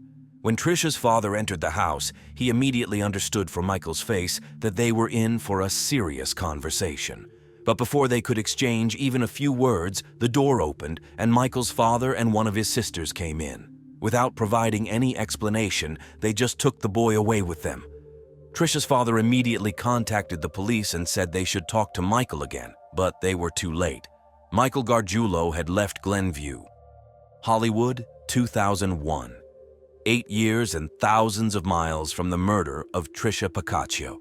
The bright lights of Hollywood have always attracted the young and beautiful. 22-year-old Ashley Ellerin was no exception. For a girl from a small town in Northern California, life in Los Angeles was full of opportunities, new acquaintances, and entertainment.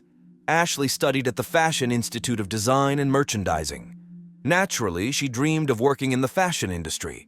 In the meantime, she loved having fun with her close-knit group of friends who always spent time together. One evening, the beautiful and smiling girl caught the eye of a rising Hollywood star, 23-year-old Ashton Kutcher. The young people had crossed paths at parties thrown by mutual friends, so when Ashton invited Ashley out to dinner, no one was surprised. They spoke on the phone and agreed that he would pick her up and they would go to a restaurant together. Ashton arrived at about 10:45 p.m. The lights were on in all the rooms, and the young man confidently knocked on the door, but the girl did not open it. He knocked again, but again there was no response. Ashton thought he was too late. Ashley got upset and left with friends. However, before leaving, he peeked through the window by the door. The apartment was a bit messy, but Ashley had just moved in, and that was quite natural. He also saw red wine spilled on the carpet. Not giving it much thought, Ashton went home. As we know now, it was not wine at all. The body of 22-year-old Ashley Ellerin was discovered by her neighbor early Thursday morning. The girl entered the house and almost immediately saw her friend lying on the floor, blue and covered in blood. Fearing that the killer might still be in the house, she ran outside and called emergency services. But she was in vain to hurry.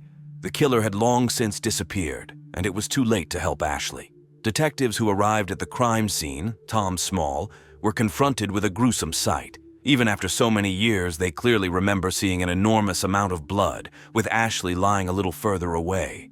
They marveled at the rage the killer must have been in to stab her 47 times. But what astonished the detectives even more was what they didn't see, any clues that would tell them which direction to move. Ashley's friends provided the detectives with one and only one hint in this case, telling them about a young man who had lived next door to Ashley a few months ago.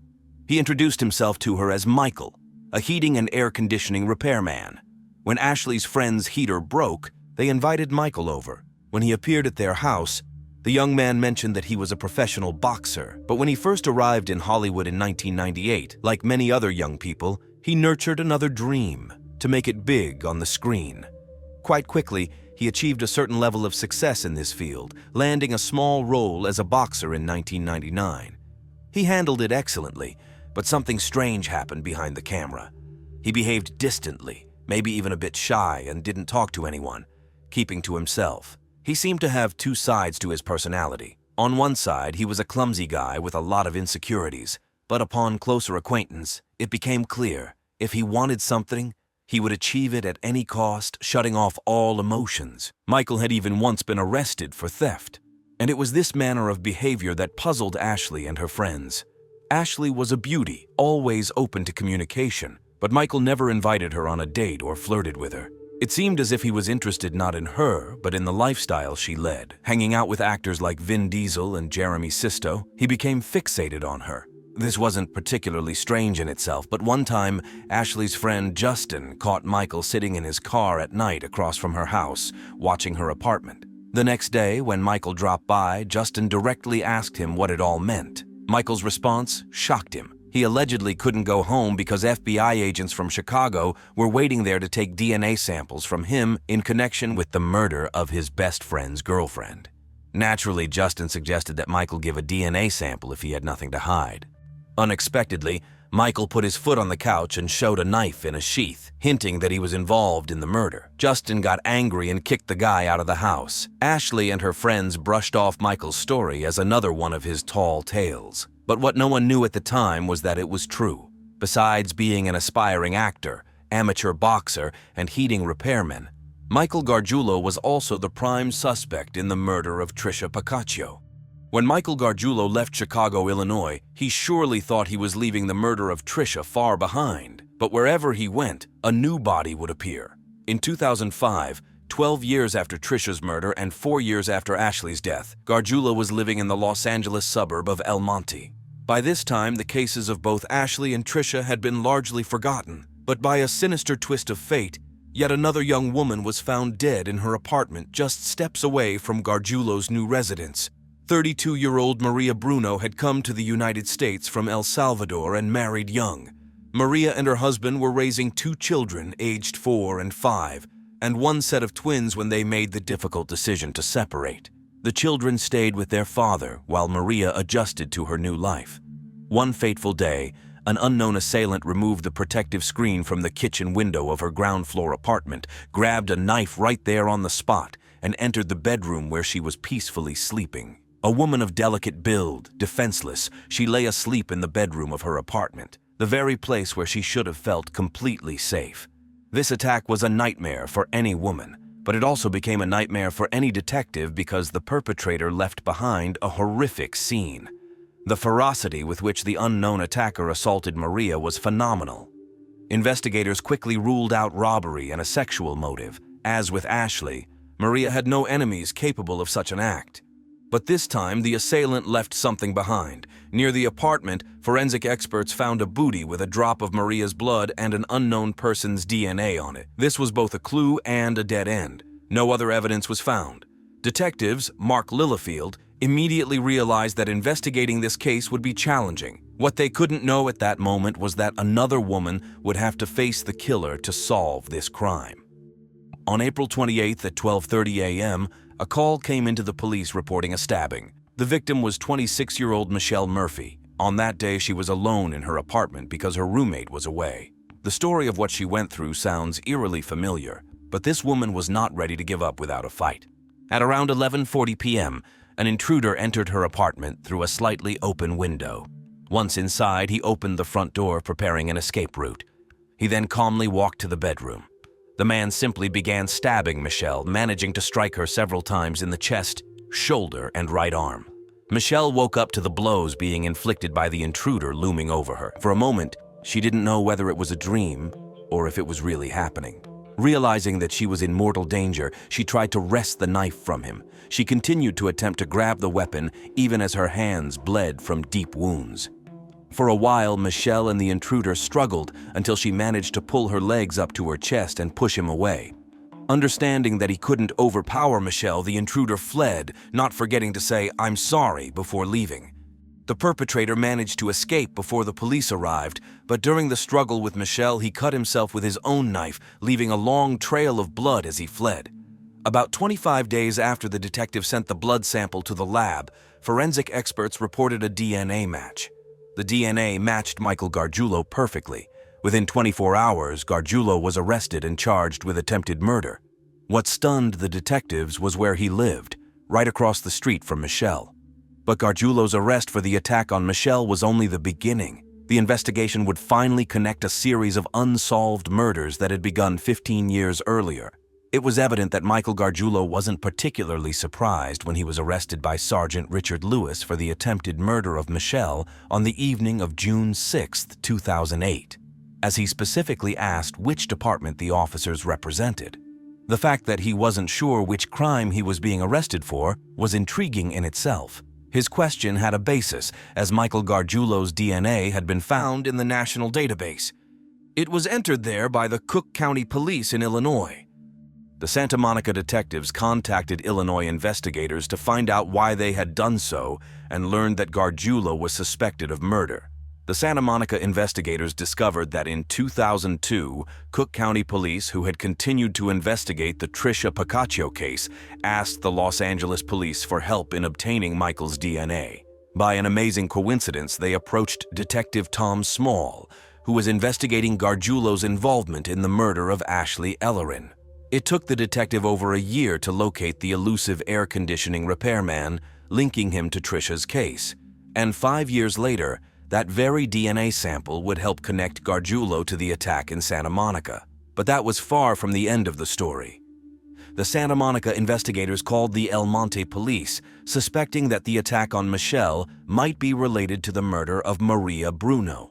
The El Monte detectives returned to Gargiulo's old apartment to search it and found the missing shoe cover. The unknown DNA found on one shoe cover also matched Gargiulo. With the necessary evidence in hand, the detectives had no doubt about the identity of the killer. The Los Angeles prosecutor decided that there was enough evidence to start a case against Michael Gargiulo. On September 4, 2008, while Mike was in jail for the attack in Santa Monica, he was charged with the additional murders of Ashley and Maria. However, the California investigators could not find an answer to one question. Why didn't the Cook County Police in Illinois arrest him years ago for Tricia's murder, thus preventing the deaths of 2 more girls? After all, in 2003, the police had linked the DNA sample obtained by Los Angeles detectives to the unknown DNA found under Tricia's nails. These were the pieces of evidence that could have helped arrest him. Even Tricia's family was confident that this was solid evidence, but the prosecutor decided not to open the case, arguing that the DNA alone was not enough to prove that Gargiulo was at the crime scene when Tricia was attacked. The DNA could have been left not only during the struggle for her life, but also after a casual touch.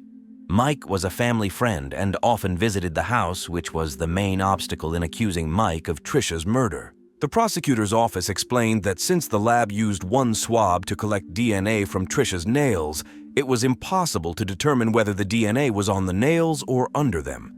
The difference in this case was enormous. A simple but evidently imperfect laboratory procedure tied the prosecutor's hands. Michael wasn't charged with Tricia's murder until 2011, when a man who worked as a bouncer at a Los Angeles nightclub with Gargiulo recalled seeing him in the news and remembered that Gargiulo had boasted to him and another club employee about killing a girl in Chicago. Gargiulo did not mince words, describing how he committed the crime and allowed her father to find her on the doorstep.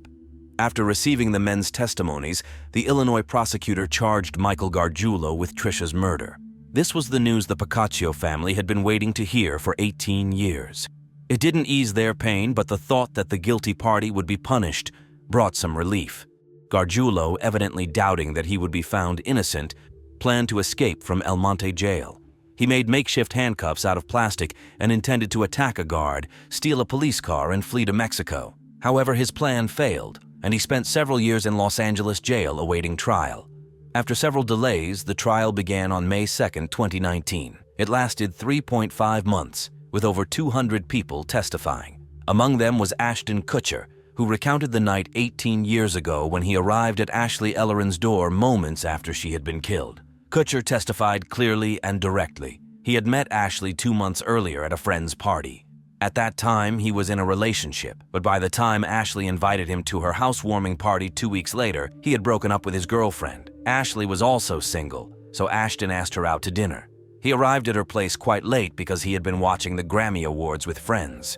When Ashley didn't open the door, he simply went home. Upon learning that she had been murdered, Ashton immediately called the police and informed them that his fingerprints were on her door. Michelle Murphy also testified. She recalled the night of the attack and then spoke about the immense happiness she felt when she became a mother after everything that had happened. However, all she could think about were the parents of Tricia, Ashley, and Maria, whose daughters had been so heartlessly taken from them by this monster. After giving her testimony, she went downstairs to her husband, hugged him, and cried. Gargiulo's lawyer built his defense on the claim that his client was mentally ill and did not understand what he was doing. However, the prosecution proved that Gargiulo had stalked his victims for a long time, waited for the right moment to attack, and planned each assault meticulously, knowing how to avoid punishment. This indicated that he knew exactly what he was doing. Additionally, a former friend of Michael's testified that Gargiulo frequently searched the internet for information on forensics and how to evade punishment for crimes. The prosecutor argued that there was indeed an intimate component to his attacks, even though he did not sexually assault the women. It was the killings themselves that brought him pleasure. On August 15, 2019, Michael Gargiulo was found guilty of 2 counts of first-degree murder and 1 count of attempted murder. On July 16, 2021, he was sentenced to the highest penalty. He will be extradited to Illinois, where he will face trial for the murder of Tricia Pacaccio. In Illinois, the punishment for first-degree murder ranges from 25 years to life imprisonment. The psychologist who was asked to analyze Gargiulo's attacks stated that the similarities between the crimes allowed for identifying the characteristic features of his murders. First and foremost, there was the audacity of the attacks. He did not strike in the dead of night but chose times when neighbors or passers-by could see him. Additionally, attacking with a knife involved very close contact, allowing him to look his victims in the eyes. What he did to the young women allowed him to strip them of their identity and humiliate their human dignity. The psychologist suggests that since they were neighbors and he could frequently observe the beautiful women, he put them on a pedestal. At the same time, he harbored a kind of contempt for them because he desired them, which gave the women power over him. Gargiulo felt the need to rectify this situation. He believed he could regain control only in the most horrifying way, not just by killing them, but by stripping away all their humanity. During one of the interrogations, Michael remarked that just because 10 women were killed and his DNA was found on them, it didn't mean he had killed anyone. This statement, along with testimonies from other witnesses, led the police to suspect that Michael might be responsible for the deaths of 10 people, even though he is officially accused of only 4 attacks. Since Michael Gargiulo traveled between Illinois and California, detectives believe there could be more victims.